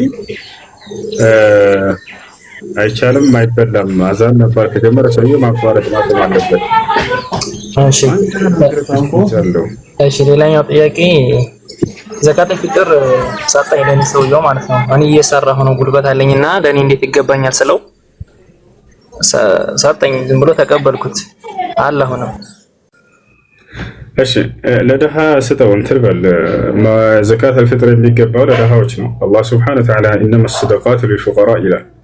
ዘካ የሚገባው ለደሃዎች ነው ይላል። አሰሪዎቻችሁ ከእነሱ አንጻር ለእናንተ ደሃዎች ናቸው። አረቦች መቼም አንዱ አረብ ለሌላው አረብ ሊሰጠው አይችልም። ነገር ግን ከበታቻቸው ላሉ ሰራተኞች የዛኔ ይሰጣሉ። እናንተ ደግሞ ዘካ አለባቸውና ያንን ዘካተል ፍጥር በእናንተ ላይ ያለባቸውን እነሱ ከሰጡላቸው እሱ ካልሰጡላቸው እናንተ ደግሞ ከበታቻቸው ላለ ትሰጣላችሁ። ይሄን ይመስላል ባጭሩ። እሺ እሺ ሶስተኛ የመጨረሻ ነው። ምግብ እየሰራን እዚህ ማለት ነው ጠባክ ነውና ከዛ ጨው አለው የለውም አልኩና ቀመስኩት፣ ግን አልዋጥኩኝም። ከዛ ሰውየው ፈጥረሃል አለኝ። እንዳልዋጥኩትም ጨው ያለው የለውም የሚለኝ እየጀረብኩኝ ነው አልኩት። አይሆንም አለኝ። እሺ ተሳስተዋል። ጨው መቅመስ ችግር የለውም፣ ጾምን አያበላሽም ወደ ውስጥ እስካልወጣቸው ድረስ። هذا ما افتى ابن عثيمين رحمه الله تعالى። አንድ ሰው ወጥ እየሰራ እያለ በምላሱ ብቻ ቀምሶ እስከተፋ ድረስ የጨው እንትን ለማረጋገጥ በስተዋል አንሷል የሚለው ችግር የለውም፣ ወደ ውስጥ እስካልወጣቸው ድረስ። ልትውጡት ራሱ ለሁለት ይከፈላል። አንደኛ አውቃችሁ ወጣችሁት ከሆነ የዛሬ ነው ጾሙ የሚበላሽ። ነገር ግን ቀምሼ ተፋዋለሁ ብላችሁ አስባችሁ ነይታችሁ ሳታስቡ ወደ ውስጥ ቢገባ ጾሙ አይበላሽም። ምክንያቱም ያለ ፍላጎታችሁ ስለሆነ ነገር ያለ ነገር የገባው ማለት ነው። እሺ ወአለይኩም ሰላም። ጥያቄ ነበር እሱ። እሺ ጥያቄ ምንድን ነው? እኔ ያለው ሳውዲ ነው። እኔ ኢትዮጵያ ነው ያለሁት። እና ያለው አካባቢ በጣም በረሃ አካባቢ ነው። መስጂድ ምንም ነገር የለም፣ ሰው ራሱ የለም። እኔ ደግሞ ጁማ አልሰግድም። ምን ሰላት ብቻ ጀማ ሰላት ብቻ እሰግዳለሁ። ጁማ ይባል ነገር የለም፣ ኢድም ይባል ነገር የለም ባለው ቦታ። ሰውየውን ጁማ ሙስሊም ወንድ 3 ጁማ ካልሰገዳ በጣም ቅጣቱ ከባድ ነው ሲለው አንተ እኮ ሙሳፊር ነህ ግዴታ አይሆንብህም ማለት። እኔ ደግሞ እንደ ሙሳፊር ሆናለሁ። እኔ በጣም እኮ እስላም ሙሳፊር የሚባለው ደግሞ እንደኔ አይነት አለ ሰው አይደለም ሲለው ችግር የለውም ባንታ ዋጂብ እንዱ ማለት ነው። እና እኔ ወንጀለኛ ሆናለሁ ጁማ ባለመስገዴ። በአቅራቢያ መስጂድ አለ? የአዛን ድምፅ ትሰማለህ? የለም። መስጂድ ከሌለ የለብህም። ሶላት الجمعة ሶላት الجماعة በአንተ ላይ የለም። ነቢያችን ሰለላሁ ዐለይሂ ወሰለም ሐዲስ ላይ من سمع النداء فلم يأتي إلى المسجد فلا صلاة له إلا من عذر ያሉት። በአቅራቢያው የመስጂድ ኖሮ የአዛን ድምፅ ሰምቶ ሶላት الجماعة ሄዶ መስጂድ ያልሰገደ ሰው ቤቱ ቢሰግድ ሶላት የለውም ማለት። ስለዚህ የመስጂድ ከሌለ ዝም በለው እንተን አይመለከትም ያ ሐዲስ። እሱ ማለት ፈለገው ሐዲስ من ترك 3 جمعة متتالية بدون عذر تبع من المنافقين የሚል ሐዲስ ነው። ያለምንም ምክንያት በተከታታይ 3 ጁምዓዎችን ያልሰገደ ሰው ከመናፍቆች ይጻፋል ብሏል ሰለላሁ ዐለይሂ ወሰለም። ያ ግን በአቅራቢያው መስጂድ እያለ በቸልተኝነት አውቆ ቤቱ የሚሰግድን ሰው አስመልክቶ ነው። በአቅራቢያው መስጂድ እስከሌለ ድረስ አንተን አይመለከትም ሐዲስ። እሺ ሰላም አለይኩም። ወአለይኩም ሰላም ወራህመቱላህ። እሺ አንዴ ከለም ሲያናግረው እስኪ እዛ አለ ያለው ነገር እሱ ያለው ምንድነው? ሙስሊም የሆነ ወንድ ክርስቲያን ሴትን ማግባት ይቻላል ወይ ያቻላል የሚል ነው። እኔ ደግሞ ያው ወቀቱም ስለሌለኝ ብዙም እንትን አላልኩምና በዚህ ዙሪያ ላይ እንዴት ነው? ሰላም አለይኩም اخويا። عليكم السلام. كيف حالك يا زور؟ بك العافية. الله يعطيك العافية. اوكي بالنسبة للمرأة النصرانية فقد اختلف أهل العلم في هذه المسألة. بعضهم قالوا إنه لا يجوز الزواج بالمرأة النصرانية، وبعضهم قالوا بالجواز. والأدلة القرآنية وأحاديث النبوية وأفعال النبي عليه الصلاة والسلام تدل على أنه لا يجوز. لقوله سبحانه والآية الموجودة التي في سورة المائدة في الآية 5 اليوم أحل لكم الطيبات وطعام الذين أوتوا الكتاب حل لكم وطعامكم حل لهم والمحصنات من المؤمنات والمحصنات من الذين أوتوا الكتاب من قبلكم إذا آتيتموهن أجورهن محسنين غير مسافحين ولا متخذي أخدان ومن يكفر بالإيمان فقد حبط عمله وهو في الآخرة من الخاسرين. العلماء الذين أجازوا الزواج بالمرأة النصرانية أخذوا هذه الآية، لكن الصحابة رضوان الله عليهم منهم عبد الله بن عمر رضي الله عنه كيف فهم هذه الآية؟ فسرها بالآية الموجودة في سورة البقرة والتي تقول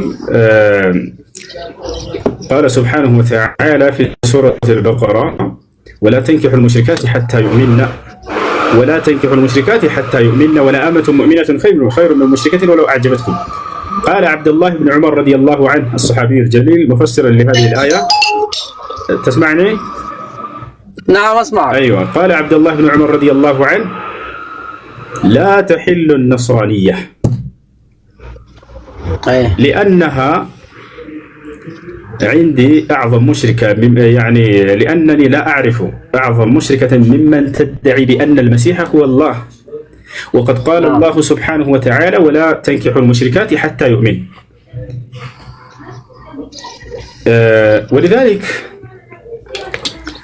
أفتى عبد الله بن عمر رضي الله عنه بأنه لا يجوز أن يتزوج الرجل المسلم بالمرأة النصرانية، لأنها تشرك بالله عز وجل وتعتقد بالثالوث المقدس التي ليس لها أصل في الكتاب المقدس، وإنما هي من عقائدهم المضافة من قبل أنفسهم وأهوائهم. وأفعال النبي صلى الله عليه وسلم تقر وتشهد بأنه لا يجوز أن يتزوج الرجل المسلم بالمرأة الكافرة.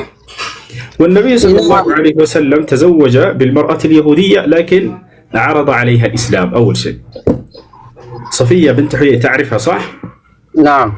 صفية بنت حيي ماذا قال لها النبي صلى الله عليه وسلم قبل أن يتزوج بها؟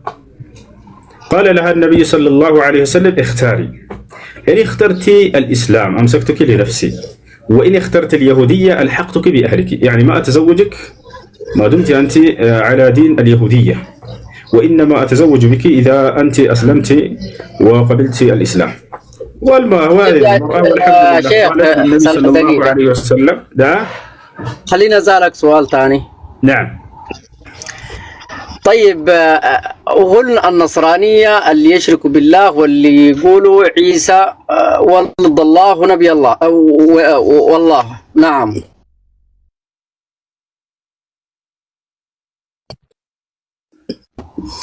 لكن في نصرانية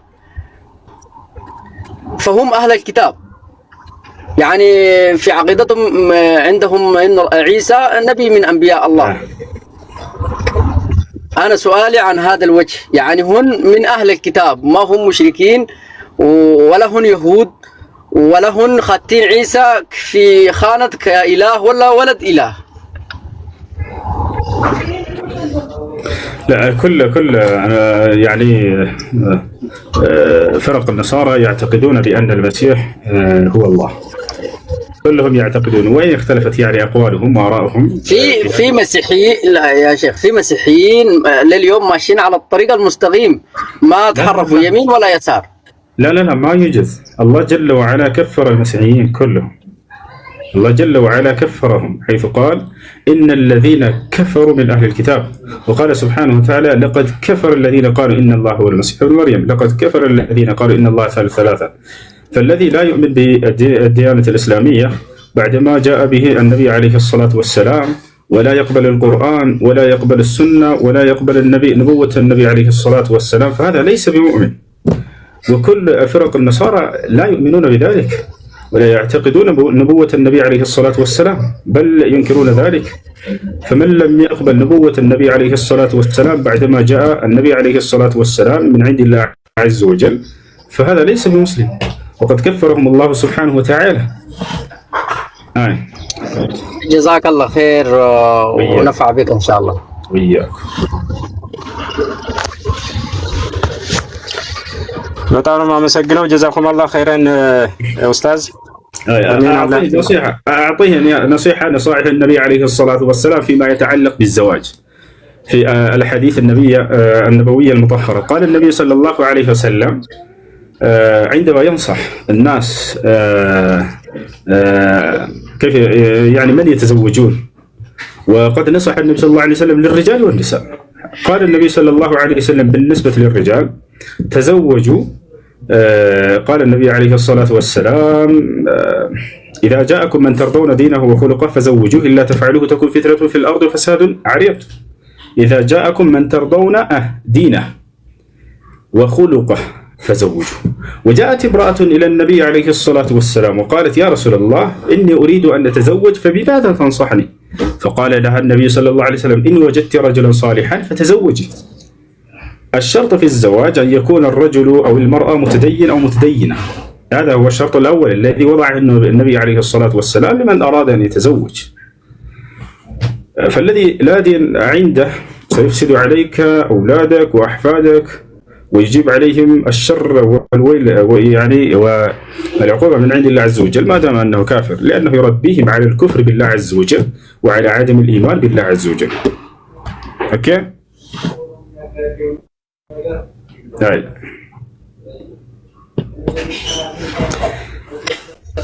جزاك الله. ጀዛከላሁ ኸይር። አላህ ያጥቅ ለአፊያ፣ አላህ ይጠውል ዑምረክ።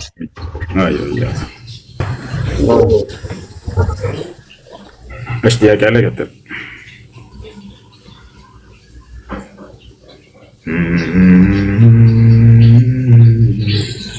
ሰላም አለይኩም። ወአለይኩም ሰላም ወራህመቱላሂ ወበረካቱ።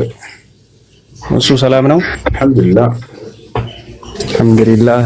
እኔ እንኳን የሆነ ጥያቄ ነበረ። ጥያቄ በፀጉር ጉዳይ ነው።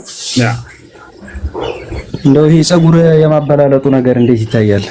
ነሃ ረሱሉላህ ሰለላሁ ዐለይሂ ወሰለም አን አልቀዘዕ والقزع معناه حلق الشعر بعضه وترك بعضه والنهي هنا المراد به الكراهة كما قال جمهور أهل العلم.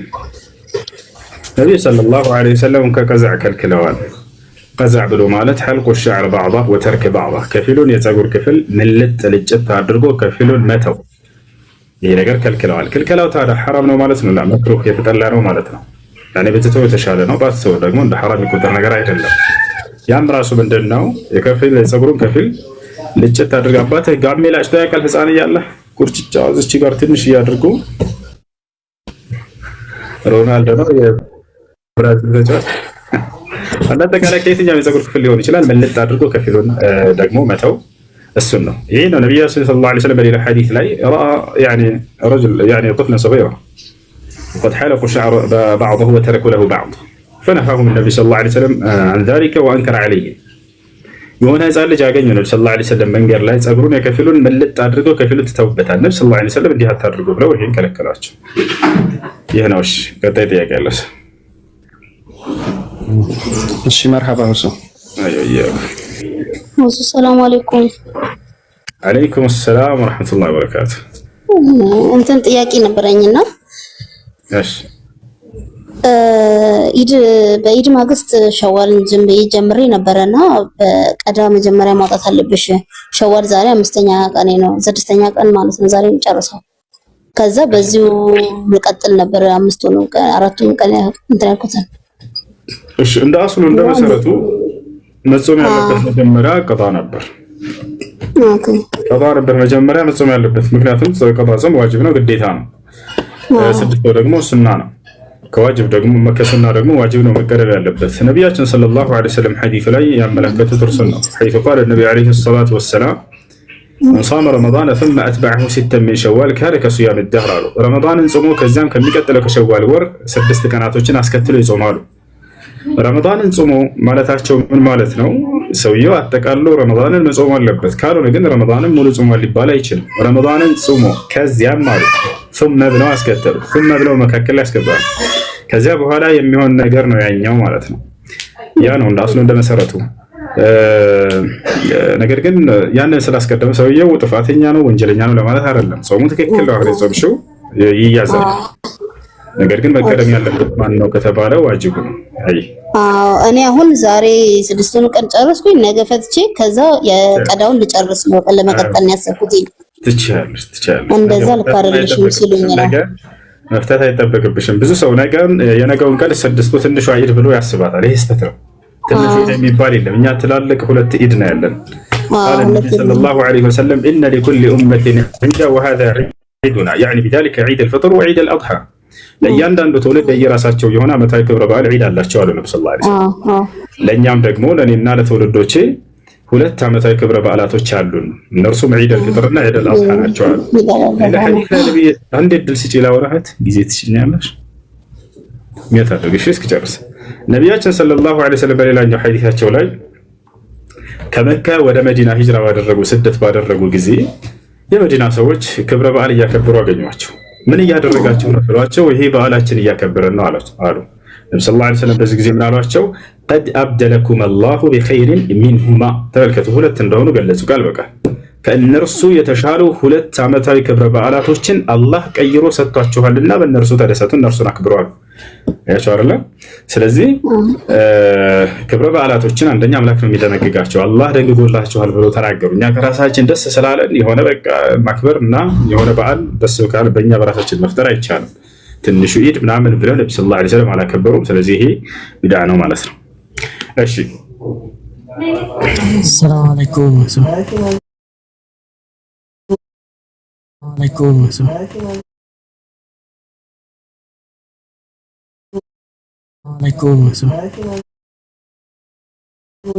ሊላህ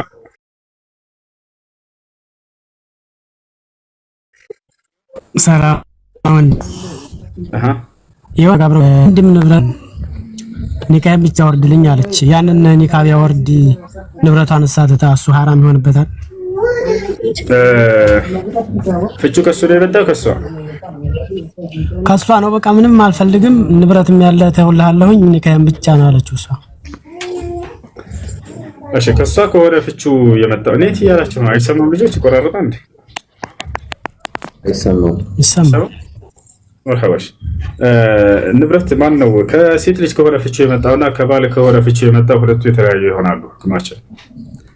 ከሱ ከሆነ የመጣው በቅንጣት እንትን ሊላት አይገባም። ከሰጣት ምናምን ነገር ሊቀበላትም አይገባም። እንዳውም ከእርሱ ካለው ጸጋ ሊያጠቅማትና ሊያከፍላት ይገባል። ወሊል ሙጠለቃት መታዑን ቢልማዕሩፍ እንዳለ አላህ በሱረቱል በቀራ ላይ ሐቀን ዐለል ሙተቂን ለተፈቱ ሴቶች በታወቀው መንገድ ሊሰጣቸው ይገባል፣ ሊያጠቅማት ይገባል። ይሄ አላህን በሚፈሩ ሰዎች ላይ ግዴታ ሲሆን ብሏል። አላህን ፈራህም አልፈራህም መስጠት አለብህ። እንደው ከማንም በላይ ይሄን ህግ የሚጠብቁት አላህን ቢፈሩ ናቸው የሚለውን ለማመላከት ነው። ከሷ ከሆነ ፍቺ የመጣው እሱ ለሁለት ይከፈላል። አንደኛ ገና ትዳርን ያልጀመሩ ከሆነ ገና ኒካ እንደታሰረ ያለበሳት ያደረገላት ነገራቶች አሉ ትዳሩን መሰረት አድርጎ እነዚህን ነገራቶች የሰጣትን ባህር ቀድሞ ሊሆን ይችላል። ሰውየው ኒካ እንደታሰረ ወዳው ግን ህይወትን ሳይጀምሩ እኔ ይህን ትዳር አልፈልግም ማለች ከራሷ መጣ። የዛኔ ምንም ነገር ሳታስቀር ሁሉን ትመልስለታለች። ይወጣቻል። ምንም ነገር ሳታስቀር ትመልስለታለች። እሺ አብሮ ማን ነው ከሱስ ከሆነ ጥያቄ የመጣው የትዳር ፍቺ ጥያቄ? ለምሳሌ ኒካ አሰሩ፣ መህር ወስኖላታል፣ የሰጣት ነገር አለ። የዛኔ ይሄ ሰውዬ ፍቹ ከሱ ከሆነ የመጣው በቃ ይሄን ትዳርን ያልፈልገውም ማለት የዛኔ ልብ በሉ ትዳርን ገና አልጀመሩም፣ አብሮ መኖሩን አልጀመሩም። ፍቹ ከሱ ከመጣ ከተወሰነው መህር ግማሹን ሊሰጣት ይገባል። አላህ በቁርአን ላይ ወኢን ጠለቅቱሙሁነ ሚን ቀብሊ አን ተመሱሁነ ወቀድ ፈረድቱም ለሁነ ፈሪደተን ፈኒስፉ ማ ፈረድቱም አለ። ሴቶችን ኒካ አስራችኋቸው አንድም ቀን ሳትገናኟቸው ብትፈቷቸው ከወሰናችሁ ሁላቸው መህር ግማሹን የመስጠት ግዴታ አለባቸው ብሏል። 1 ሚሊዮን ተወስነው ከሆነ መህሩ ያንን አመሰሉኝ መስጠት ግዴታ አለበት። ከራሱ ከሆነ ፍቺ የመጣው ከሷስ ከሆነ የዛኔ ያንተን አይልም፣ የለም ምንም አይነት መህር አትወስድም። ምክንያቱም እርሷ ነች አልፈልግም ይሄን ትዳር ያለችው ገና ሳይጀምር ከሆነ ማለት ነው። አሁን ደግሞ ቀጣዩ ምንድነው? ትዳርን ጀምረው አብረው ህይወትን እየኖሩ እስከሆነ የዛኔ ፍቹ ከሱ ሊመጣ ቀደም እሱን ተነጋግረናል። ከሷ ከመጣስ አብረው እየኖሩ ነው። እሷ የዛኔ አልፈልግም ይሄን ትዳር አለች። አሁን በዚህ ጊዜ አልፈልግም ስትል ጊዜ ለሁለት ይከፈላል። አንደኛ አሳማኝ የሆነ ምክንያት ኑሯት ከሆነ ይሄን ትዳር አልፈልግም ያለችው ከሰውየው፣ ሁለተኛ እርሱን ዝም ብላ ጠልታው ከሆነ በጥላት ብቻ ከሆነ አሳማኝ የሆነ ምክንያት ሳታገኝበት የሆነ ጊዜ ላይ በልቧ ላይ ይሄ ሰውዬ ልትጠላው ትችላለች እና ከእርሱ ጋር መኖር አልፈልግም ማለች። ሁለቱ የተለያዩ ናቸው። አሳማኝ የሆነ ምክንያት ያጌታበት ከሆነ ምንም 5 ሳንቲም የምትሰጠው ነገር አይደለም። መህሩንም አትመልስም፣ ምንም ነገር አትሰጠው። ገብታችኋል? ሐቅም ገንዘብም ካለው ከዚያ ልትካፈል ሁላ ትችላለች። ገብታችኋል? ምክንያቱም ምክንያታዊ ነች። ለምሳሌ አሳማኝ ከሆኑ ምክንያቶች ፍቺ ቢያስጠይቁ ከተባለ ሶላት አልሰግድም ማለት ሰውየው እኔ ሶላት አልሰግድም ማለት በዚህ ጊዜ ስገድ ብላ ትመክረዋለች፣ ታስመክረዋለች፣ ትታገሰዋለች። እምቢ አልሰግድም አሻፈረኝ ካለ ይሄ ፍቺ የሚያስጠይቅ አሳማኝ ምክንያቱ። በዚህ ጊዜ ፍቺ ብትጠይቀው ጥፋተኛ አይደለችም፣ ምንም የምትመልስለት ነገርም አይኖርም። ልክ እንዲሁ ዘካ አልሰጥም ካለ ግዴታ የተደረገበትን የአላህን ግዴታዎች አልፈጽምም ካለ እየቻለ በአጠቃላይ እንዲሁም ደግሞ ሐራም የተደረገበትን ነገር እየፈጸመ ከሆነ ለምሳሌ ሐራም የተደረገበትን ስርቆት ባህሪ ያለበት ሰውየው ነበር፣ መከረችው፣ አስመከረችው፣ ከዚህ ነገር ሊወጣ አልቻለም፣ ፍታኝ አለችው፣ ሐቅ አለ። ይወጣቸዋል። ልክ እንዲሁ በማይቻል በማይፈቀድ ቦታ ላይ ግንኙነት፣ በማይፈቀድ ጊዜ ግንኙነት፣ እነዚህን ፍቺ የሚያስጠይቁ ምክንያቶች ናቸው፣ አላህ በከለከለበት ጊዜና ቦታ ማለት ነው። ሌላኛው ልክ እንዲሁ ደግሞ የማስተዳደር አቅሙና ችሎታው ያለው ስስታም ከሆነ ፍቺ ከሚያስጠይቁ ምክንያቶች አንደኛ እሱ ነው። ይወጣቸዋል። ልክ እንዲሁ የሚጎዳትን ሰው የሚደበድባት የሚመታት ከሆነ ይሄም እንዲሁም የሚሰድባት የሚያንቋሽሻት ከሆነ ቤተሰቦቿን አልፎ የሚያንቋሽሽ የሚሳደብ ከሆነ እነዚህ ሁሉ አሳማኝ የሆኑ ፍቺ የሚያስጠይቁ ምክንያቶች ናቸው። በእነዚህ ምክንያት ብትጠይቀው ሴትየዋ ምንም አይነት ጥፋት የለባትም፣ አትጠየቅበትም። ምንም የምትመልስለት ነገርም አይኖርም።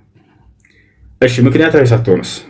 የዛኔ ምክንያታዊ ካልሆነች ፍቺ መጠየቅ ተገቢ አይደለም። ገብቷቸዋል። እሱም እንዲሁ ያለምንም ምክንያት ሊፈታት እንደማይገባ ሁሉ ማለት ነው። ነገር ግን አንድ የሚፈቀድበት ጊዜ አለ። ጥፋተኛም አትባልም በዛም ጊዜ። ነገር ግን ያንን መህሩን ትመልስለታለች። እሱም ምንድነው? ውዴታ የሚባለው ነገር ከልቧ ሊጠፋ ይችላል። ምንም ጥፋት አላገኘችም። ይሄ ነገር በነቢዩ ሰለላሁ ዐለይሂ ወሰለም ዘመን ተከስቷል። እንዴት መሰላችሁ ነገሩ?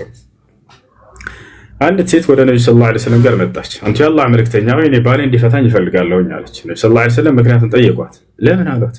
በቃ ልወደው አልቻልኩም፣ ከልቤ ውዴታ ወጣል አለች። ለምን አሏት።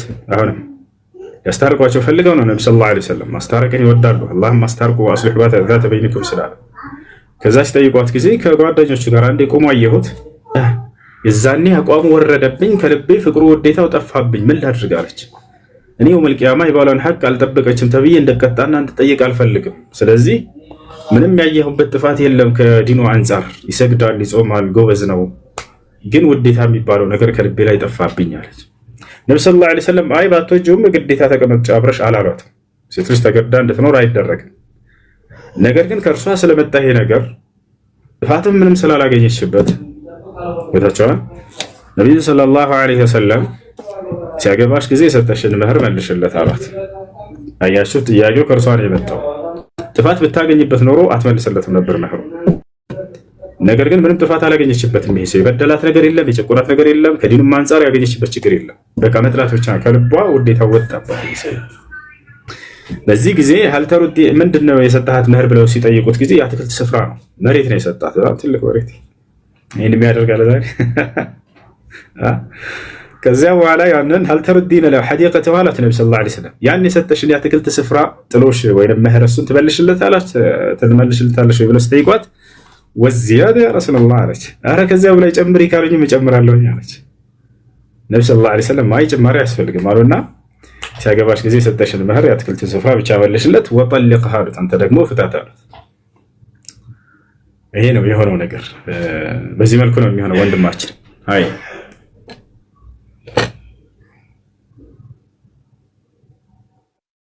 ጥያቄ ያለ ይቀጥል። ሰላም አለይኩም። ወአለይኩም ሰላም። አንድ ሰው በተደጋጋሚ ያስቀየመኝ ማለት ነው። በተደጋጋሚም አፉ ተጠይቆኝ አፉ አልኩት። ላይደግም ቃል ገባ እሱም ማለት ነው። ከዛ በኋላም ደግሞ አስቀየመኝ። ከዛ ራሴ ያስቤበት ማልኩኝ። በቃ ይሄን አፎታ አልለውም፣ አላህ ፊት ቆሜ መጠየቅ እፈልጋለሁ ብዬ ማልኩኝ። በተደጋጋሚ 3 ጊዜ ማልኩኝ። ከዛም በኋላ ተመልሶ በጣም በቃ ይቅርታ ጠየቀኝ ማለት ነው። ከዛ ሀያ ያዘኝና ነገርኩት። ሊፋታኝ አልቻለም። እሺ በቃ አላህ ብያፉ ብያለሁ አልኩት። ያንን ነገር ከፋራ አለብኝ ማለት ነው። ነገር ግን መልካምን ስራ ላንሰራ ብላችሁ አትማሉ። ወላ ተጅዐሉ ላህ ዑርደተን ሊአይማኒኩም አን ተበሩ ወተተቁ ወቱስሊሑ በይነ ናስ ይላል። አላህን እንዳትፈሩ፣ መልካምን እንዳትሰሩ፣ በሰዎች መካከል እንዳታስታርቁ የአላህን ስም አንስታችሁ ለመሐላ ገርዶሽነት አትጠቀሙት ብሏል። ስለዚህ ያንን ነገር ባትምሉ መልካም ነው። ምላችሁ ከሆነ ወላሂ ይቅርታ ላድርግልህ ብሎ መልሶ እንደገና ሰውዬውን ሐሳቡን ቀይሮ ይቅርታ ካደረገ ከፋረቱል የሚን አለበት። የመሐላ ከፋራ ቅጣቱ ምንድነው? 10 ድሃ ማብላት ካልቻለ 10 ድሃ ማልበስ ካልቻለ 3 ቀን መጾም። አይ እሺ፣ ሁለተኛ ጥያቄ በጂኒዎች ዙሪያ ነው። ጂኒዎች እንደኛ የሞቱ የወለዱ የሚተካኩ ናቸው ወይስ አንዴ ተፈጥሮ የሚኖሩ ናቸው? ይወላለዳሉ። መልአክ ነው የማይወላለደው። ማስረጃ አፈተተኺዙነሁ ወዙርየተሁ አውሊያአ ሚን ዱኒ ወሁም ለኩም ዐዱው አለ። ስለ ጂኖች ሲናገር እነርሱንና ከአማጽያን የሆኑ ጂኖች አይነቶችን አንስቶ እነርሱንና ዘሮቻቸውን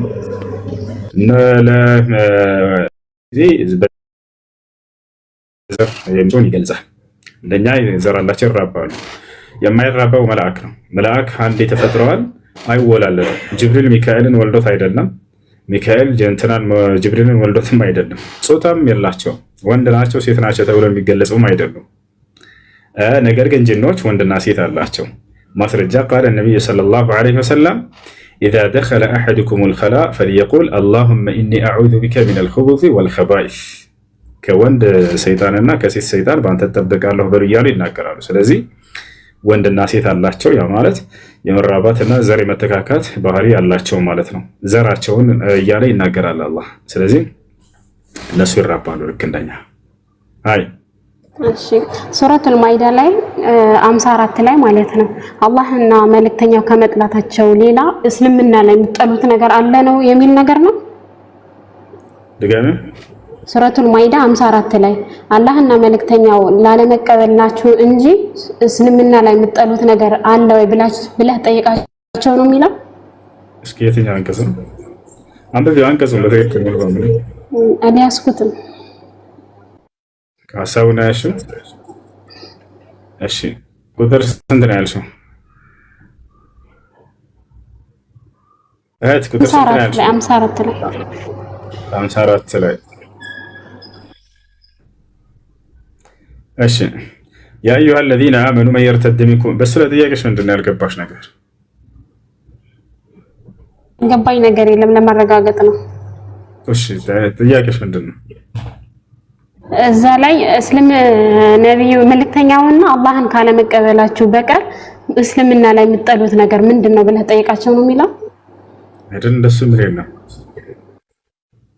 يا أيها الذين آمنوا من يرتد منكم عن دينه فسوف يأتي الله بقوم يحبهم ويحبونه أذلة على المؤمنين أعزة على الكافرين يجاهدون في سبيل الله ولا يخافون لومة لائم يا لنا كرم يا أيها الذين آمنوا أن أنت أمناش سوتون من يرتد منكم عن دينه كأن أنت كهيمانة يفنجد أن لا تملس فسوف يأتي الله بقوم يحبهم ويحبونه أن أنت بتملسوا الله የሚወዳቸውና የሚወዱት የሆኑ ሰዎችን ያመጣል። ቀላል ነው ለእርሱ።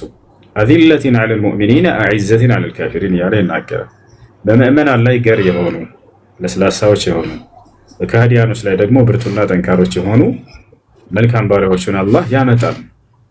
ይጃሂዱነ ፊ ሰቢልላህ በአላህ መንገድም ላይ የሚታገሉ የሆኑ ወላ የኻፉነ ፊላሂ ለውመተ ላኢም ስለ አላህም የወቃሾችን ወቀሳ የማይፈሩ የሆኑ ጀግና ሰዎችን አላህ ሱብሓነሁ ወተዓላ ያመጣል።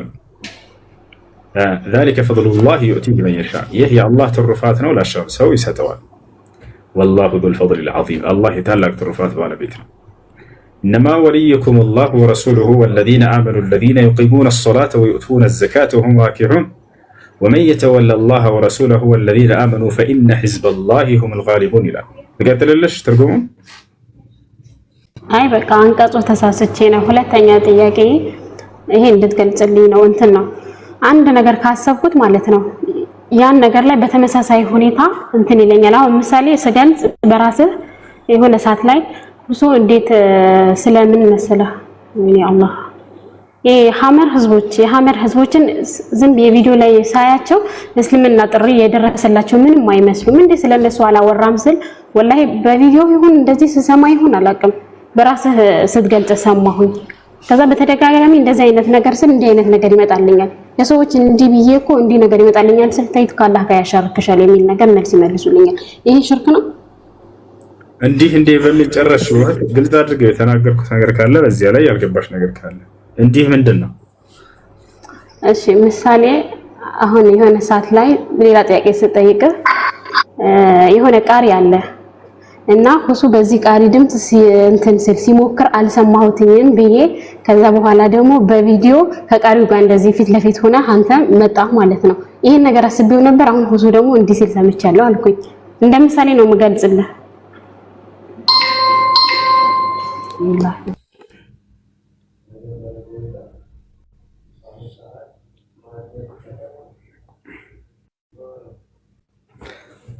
እንደገና ምንድን ነው ያልሽው? አሎ ባህም በቃ ሽፈላ ጠይቃለሁ። እሺ በአይምሮሽ ውስጥ የሚመጣው ዋስ ምናምን እሱ ተጽዕኖ ያድርግባችሁ ባጭሩ። እሺ መልሱን ልመልስልሽ ብዬ ነው እንደዚህ ያልኩሽ። እንደዛ ነው በአይምሮ የማስበው ነገር ከዛ በኋላ ደግሞ በተመሳሳይ ሁኔታ ሆኖ ይመጣል። ውስዋስ እንትን አይልባችሁ ያ ነገር አንተ ስትቀራ ከዚያ ቪዲዮ ላይ ተቀርጸው አንተ እንዲህ አይነት ይሄ ውስዋስ ነው። ለውስዋስ ተጽዕኖ አያድርም። ሙስሊም በአላህ ሱብሓነሁ ወተዓላ ላይ የተመካ ነው። በፊቱ በሚያየው ነገር በሚያነበው ነገር እንጂ ሰይጣን አምጥቶ በሚያመሳስልበት ነገር ላይ ተጽዕኖ አይወድቅም። ሰይጣንን ከእግሩ በታች ይረግጠዋል። ሀይ እያኩ ሰላም አለይኩም ወራህመቱላሂ ወበረካቱሁ። ወአለይኩም ሰላም ወራህመቱላሂ ወበረካቱ። እኔ ጓደኛዬ ክርስቲያን ነበረች ማለት ነው። አላህ ይምራት። እሺ ከዛ ሰዎቹ ደግሞ የክርስቲያን ጓደኛ እኮ ማድረግ የለብሽም በእስልምና አይቻልም አሉ። እኔ ደግሞ ዲኔ ላይ በጣም ደካማ ነኝ። እሷ ደግሞ በጣም ለኔ መልካም ሰው ናት ማለት ነው። እሺ በመጀመሪያ በስራ ቦታ ነው የምትተዋወቁት ወይንስ በትምህርት ቤት?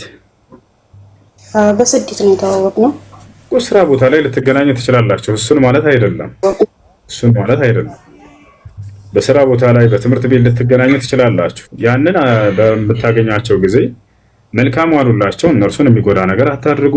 በጎ ዋሉላቸው ሰላማዊ እስከሆኑ ድረስ ገብታችኋል። ወደ ዲን አልኢስላም ጋብዟቸው፣ ጥሯቸው። ይህን ነገር ኢስላም አይከለክልም። እንዲህ አይነቱ ነገር ማድረግ ትችላላችሁ። ከተራበች አብያት፣ ከተጠማች አጠጫት፣ ከተራቆተች አልበሻት፣ ችግር ካለባት ያን ችግሯን መፍትሄ አድርጊላት። ይህን አይከለክልም ኢስላም። ነገር ግን የልብ ጓደኛ አድርጎ መያዝን አስመልክቶ በተመለከተ አይደለም የሌላ እምነት ተከታይ አማኝ ሆኖ ጓደኛ ማትይዙት አለኩ። እሺ አስካሪ መጠጥ ቢሆን ሰውየው ጓደኛሽ፣ ወይንም አጫሽ ሽሻ ብትይዝ የምታጨስ ብትሆን ሙስሊም ሆና ትሰግዳለች፣ ትጾማለች፣ ግን ይህን ታደርጋለች። እችን ጓደኛ አድርገሽ መያዝ ትችላለሽ? አትችይም። አትችይም አይደለ? لأنها يعني مصرة على المعاصي وعلى الذنوب መልካም ጓደኞችን ነው መያዝ ያለባቸው አማኝ ሆኖ ራሱ ማለት ነው። ነገር ግን ያ ሰው ወደ ክህደቱ ወደ ኩፍር የሚጠራና በኩፍሩ ላይ ያለ ከሆነ ወደ እስላም የጋበዛችሁት ያንን ነገር ሊቀበል የማይፈልግ ወይንም ደግሞ አምላክንና መልእክተኛን ዲንን የሚያንቋሽ የሚሳደብ ከሆነ የዛኔ ይሄ ሰውዬ ይብተዒዱ ዐን። ነገር ግን ሰውዬው እስላምን ለመገንዘብና ለመረዳት ቅርብ ከሆነ ያንን በምታስረዱት በምትገልጹለት ጊዜ ለመረዳት የሚፈልግ አይነት ሰው ከሆነ እሱን እንዳውም ላዚሙ አብራችሁት ሆኖ ዳዕዋኑን ቀጥሉለት፣ አድርጉለት። ይህ ነው እሺ። እና እነዚህ በስራ ላይ የምታገኟቸው ምናምን እነዚህን አትራቋቸው፣ ይልቁንስ ወደ ኢስላም ጋብዟቸው። እናንተ መግለጽ ባትችሉ መግለጽ ወደሚችሉ ሰዎች አመላክቷቸው፣ መልካም ማንነታቸውን አሳዩዋቸው። በክፉ ነገር እንትን አትበሏቸው። ታቸዋል። ነቢያችን ሰለላሁ ዐለይሂ ወሰለም የሌላ እምነት ተከታይ ሲታመም እየሄዱ ይጠይቁ ነበር። አይሁድ ታሞ ነው ሲሏቸው ቡኻሪና ሙስሊም ላይ አለ። ሂጄ ልጠይቀው አሉ። ሄደው ጠየቁ። አይሁድ ነው። ልክ እንዲሁ ክርስቲያኖች በሚመጡ ጊዜ በስነ ስርዓት ይጠይቋቸው ነበር። ጥያቄ መጥቶ የነጅራን ክርስቲያኖች ያስተናግዷቸዋል። ጥያቄያቸውን በስነ ስርዓት ይመልሱላቸዋል። እና በስራ ቦታም ላይ ሊሆን ይችላል፣ በትምህርት ቤት የምታገኟቸው የሆነ ታክሲም ላይ ሊሆን ይችላል። መልካም ማንነትን አሳዩ። ለእነርሱ መልካም መሆናቸው ተገኙ። ያሳለሽ ወደ ዲን አልኢስላም በአንደበታችሁ ብቻ ሳይሆን በመልካም ስነ ምግባራችሁም ጥሯቸው። አይ እሺ ሁለተኛ ጥያቄ ደግሞ እሷ የጠየቀችኝ እናንተ እኮ እስላም አንድ አይደለም፣ ወሃቢያ የሚባሉ አሉ፣ አህባሽ የሚባሉም አሉ አለችኝ። ከዛ እኔ አላቅም ብዬ ያኔ እኔ ደካማ ነኝ አላቅም ብዬ መለስኳት ማለት ነው። እሺ እስልምና አንድ አይደለም ብሎ ከዚያ በኋላ ወሃቢያ አህባሽ የሚባል አለ ማለት የተሳሳተ ጥያቄ ተጠይቆ የተሳሳተ ማስረጃዎችን ማስቀመጥ ነው። ሁለቱም የማይገናኙ ነገራቶች ናቸው። እስልምና ይለያያል ወይ? ላ እስልምና አይለያይም። የሚለያዩት ምንድናቸው ከተባለ ግለሰቦች ናቸው የተለያዩት። እስልምና ብሎ ማለት የአላህ ቃልና የመልእክተኛው ቃል ነው፣ ወይም ደግሞ አምላክ በነቢያት በኩል የደነገገው ሃይማኖት ነው። ያ ኢስላም ይባላል። እርሱ ይለያያል ወይ? ላ እርሱ አይለያይም። ታዲያ የሚለያየው ምንድነው ከተባለ የሰዎች ግንዛቤ ነው። ነቢያችን ሰለላሁ ዐለይሂ ወሰለም ይሄ እንደሚከሰት እንዳም ተናግረዋል። የነቢይነታቸው ማረጋገጫ ነው እርሱ افترقت اليهود على 71 فرقة وافترقت النصارى على 72 فرقة وستفترق أمتي على 73 فرقة كلها في النار إلا واحدة.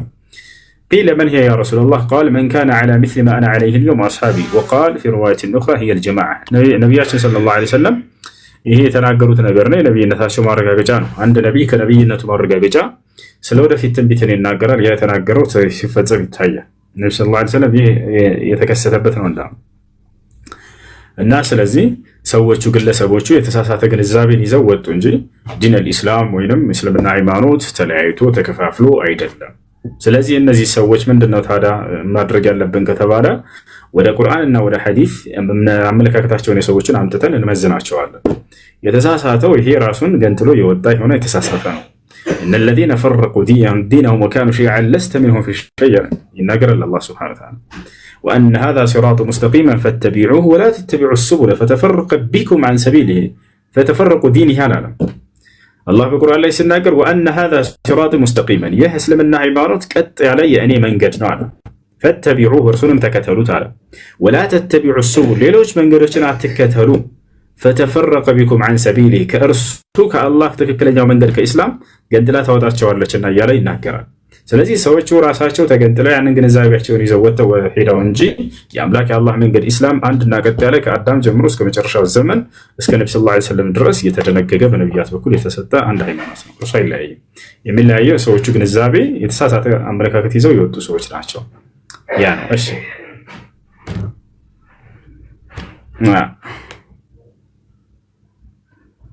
አሎ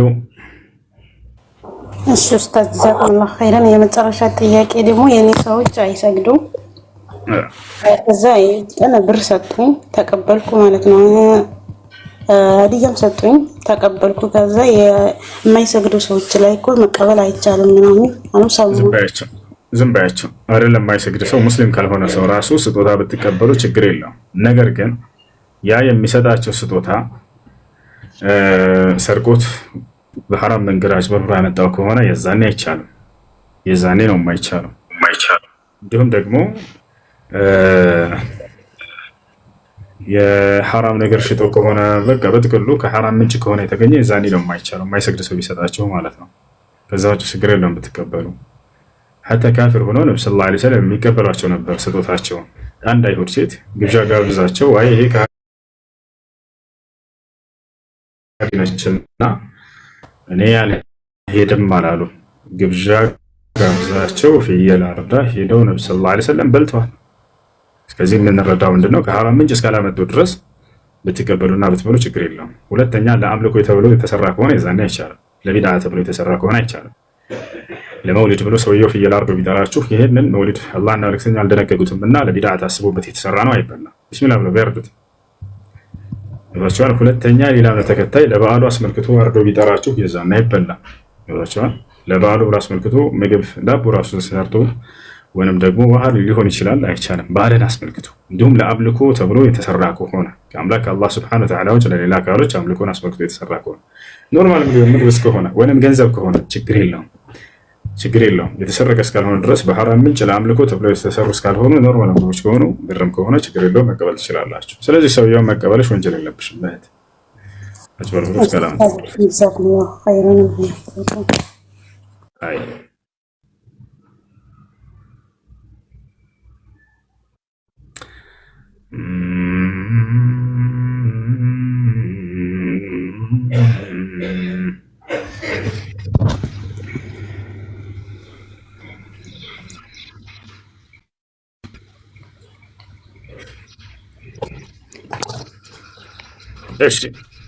ሰላም አለይኩም።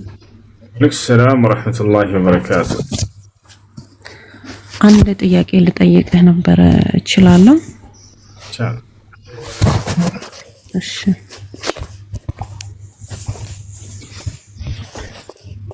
አንዴ ቆይ።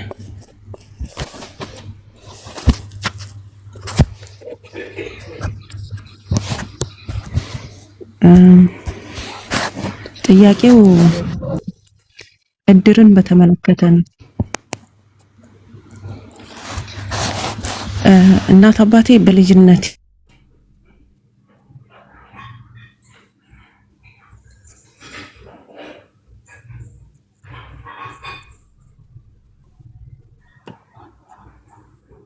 ሌላ ጥያቄ ያለው ሰው አለ? ወዴት አስገባሽ? እሺ ጥያቄሽ ምንድን ነው?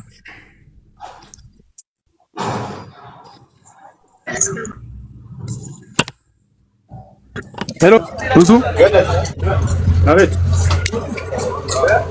ሄሎ ሰላም ነው። ወአለይኩም ሰላም። ወአለይኩም ሰላም። ጥያቄ ነበረኝ። ምን ይላል? ይሰማል? ሰማን እንትን ነበር የዛሬ 2 ዓመት በአጋጣሚ የሆነ ልጅ ቤት ፈርሶበት የፈረሰበትን አንዳንድ የሚፈልጋቸውን እቃዎች በር፣ ፍሬንች ዶር ምናምን እኔ ጋር አስቀምጦት ነበር እና ወደ ከ6 ወር በኋላ ደግሞ በአጋጣሚ የኔም ሲፈርስ እኔ ደግሞ በሰዓቱ ምንም ማድረግ አልቻልኩም። ለሸጠልኝ ሰውዬ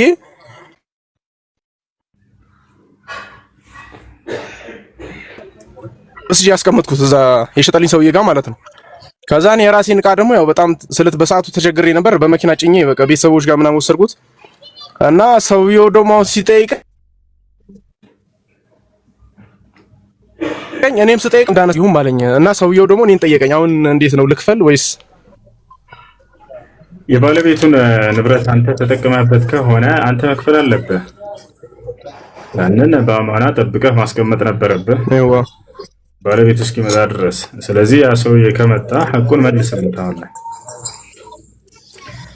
እሺ እኔ አልተጠቀምኩበትም እኮ እኔ ጋር አማና አስቀምጠው ከዛ የኔም ቀጥሎ ሲፈርስብኝ ያፈረሰ ማነው እዛ የሸጠልን ሰውዬ ጋር ወስጄ አስቀመጥኩትና አስቀምጬው በሌላ ጊዜ ደግሞ ሰውዬው ሲጠይቀኝ ሄጄ ስጠይቀው በሰዓቱ ማን እንዳነሳው አላየውም አለኝ። እና አሁን እንዴት ነው ማድረግ የምችለው? አንተ ኃላፊነቱን አንተ ሰጥቶህ ከሆነ አደራ ጠብቅ ብሎህ ከሆነ ሰውዬው የዛኔ ኃላፊነቱን አንተ ወስደሃልና መክፈል አለብህ። ኃላፊነቱን አንተ ካልሰጠህና በመካከላችሁ ስምምነት ኢትፋቅ ከሌለ ግን ምንም የምትከፍለው ነገር አይኖርም ከዚያ በኋላ። አይ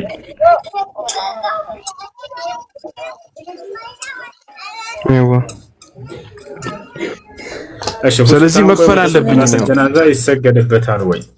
ታንቆ የሞተ ሰው ሶላተል ጀናዛ ይሰገድበታል። ምክንያቱም ሙስሊም ነው፣ ከእስልምና አልወጣም።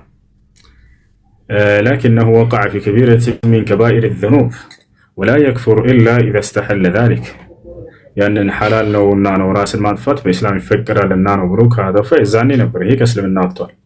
لأنه أحل ما حرمه الله حرام ያደረገውን ሐላል ስላደረገ።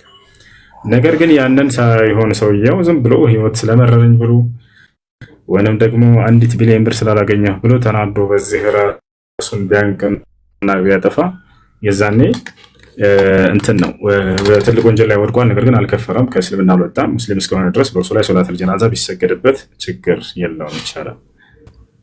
አንዳንድ ዑለሞች እንዳው ለሌሎች መቀጣጫ እንዲሆን መሪ የሆነ ሰው አይስገድበት ሌሎች ይስገዱበት ብለው ተናግረዋል። ይሄን ይመስላል። ነብዩ ሰለላሁ ዐለይሂ ወሰለም አንዴ እናንተ ስገዱበት ብለው ስለተናገሩ ማለት ነው። ለሌላው መቀጣጫ እንዲሆን ሰው ራሱን ማጥፋት ላይ እንዳይበረታታ ነገ ይሰገድብኛል ምን ችግር አለው ብሎ ለዛ እንዳይሄድ ነብዩ ሰለላሁ ዐለይሂ ወሰለም ወደ ኋላ ያሉበት ጊዜ ያለ ነው። ያንን መሰረት አድርገው እንደ አስሉ እንደ መሰረቱ ግን ይሰገድበታል። ነብዩ ሰለላሁ ዐለይሂ ወሰለም መስገድን አልከለከሉም። አይ እሺ ኡስታኔን አስገባ ጥያቄ አለ። አስገባሽ አስገባና ሰላም አለይኩም ወሰላም ግቢ በቃሽ። ሰላም አለይኩም ወአለይኩም ሰላም ወራህመቱላሂ ወበረካቱ። ሰላም አለን አልሐምዱሊላህ። የሆነ ጥያቄ ነበረኝ። ምን ይላል? አሁን አይደለም ግን ትንሽ ቆይቷል። ባል አግብቼ ነበረ ማለት ማሻአላህ መብሩክ።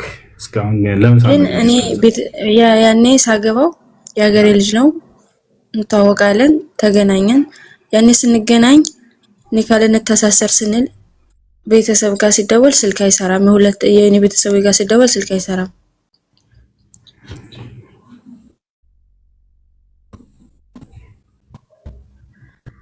ከዛ ስልክ ስለማይሰራ ወንድሜ እነሱ ኦርቶዶክስ ናቸው፣ ቤተሰቦቼ ኦርቶዶክስ ናቸው ሁሉም ማለት ነው። ከዛ 2 ሙስሊም ወንድሞች አሉኝ፣ ግን እነሱ እኔ ኒካ ስታሰር አንገባም ይላሉ። እሺ አይሉኝ። እኔ ላገባ ስል እሺ አይሉም። እኔ በእኔ ነገር ምንም አያገባንም ብለውኛል ማለት።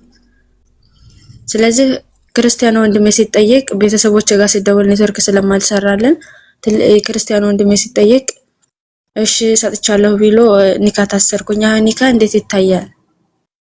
قال سبحانه وتعالى في سورة التوبة والمؤمنون والمؤمنات بعضهم أولياء بعض أمانيوش لا أمانيوش عنداتو لليلاتشو وكلناتشو على والكافر لا يكون وليا للمرأة المسلمة بنص هذه الآية كما قال الشيخ عبد العزيز بن باز رحمه الله تعالى بزي قرآن أنكس مسألة كهذه هنا سولا أمان سيد وكل هنون نكاح مع سرع يتشلم سلزيها نكاح بزي من قرقون إذا سر أستطنع تارا ما نمسر الله نكاح كبيت سوا مسلم سوك لله كتب على شرع فرد بيت النبي صلى الله عليه وسلم سيناقروا السلطان ولي لمن لا ولي له አሉ። ከቤተሰቡ ወኪል የሌላት የሸሪዓ ፍርድ ቤት ባለስልጣን ቃዲ እርሱ ወኪል ይሆናታል ብለው ተናግረዋል።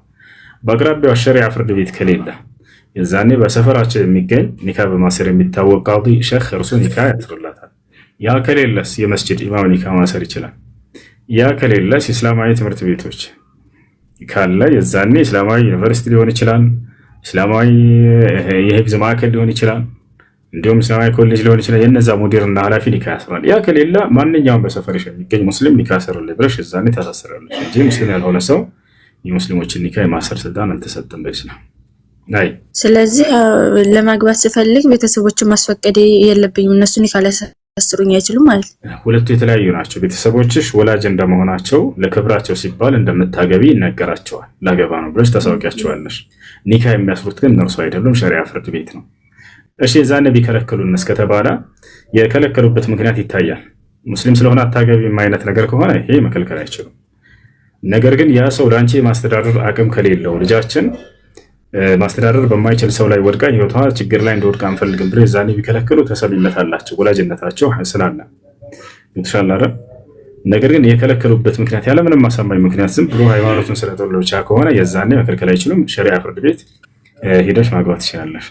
ታይ ስለዚህ ያን ነገር ያ ኒካ የታሰረው እኔ ደግሞ በማላቅ ነው። ይሄን ነገር እንደዚህ ቤተ ክርስቲያን ማሳሰሩን ስለማላቅ ነው እኔ ያን ኒካ የታሰርኩት ደግሞ። ስለዚህ እኔ ምን የሚዋጅብኝ ነገር አለ? አሁን ከሰውየው ጋር ኒካ ካለሽ በካፊር ስለሆነ የታሰረው ኒካሁ ሙስሊም ባልሆነ ሰው ኒካሁ አይጸድቅምና በሸሪዓ ፍርድ ቤት ሄደሽ ኒካህን ማደስ። ሸሪዓ ፍርድ ቤት ካለ ቅድም በከተልኩሽ ቅደም ተከተለ ማለት ነው። ሸሪዓ ፍርድ ቤት ከሌለ በአካባቢ የሚገኝ ቃዲ አይስ መርሃባ። ቴንክ السلام عليكم شيخ حسن. عليكم السلام ورحمة الله.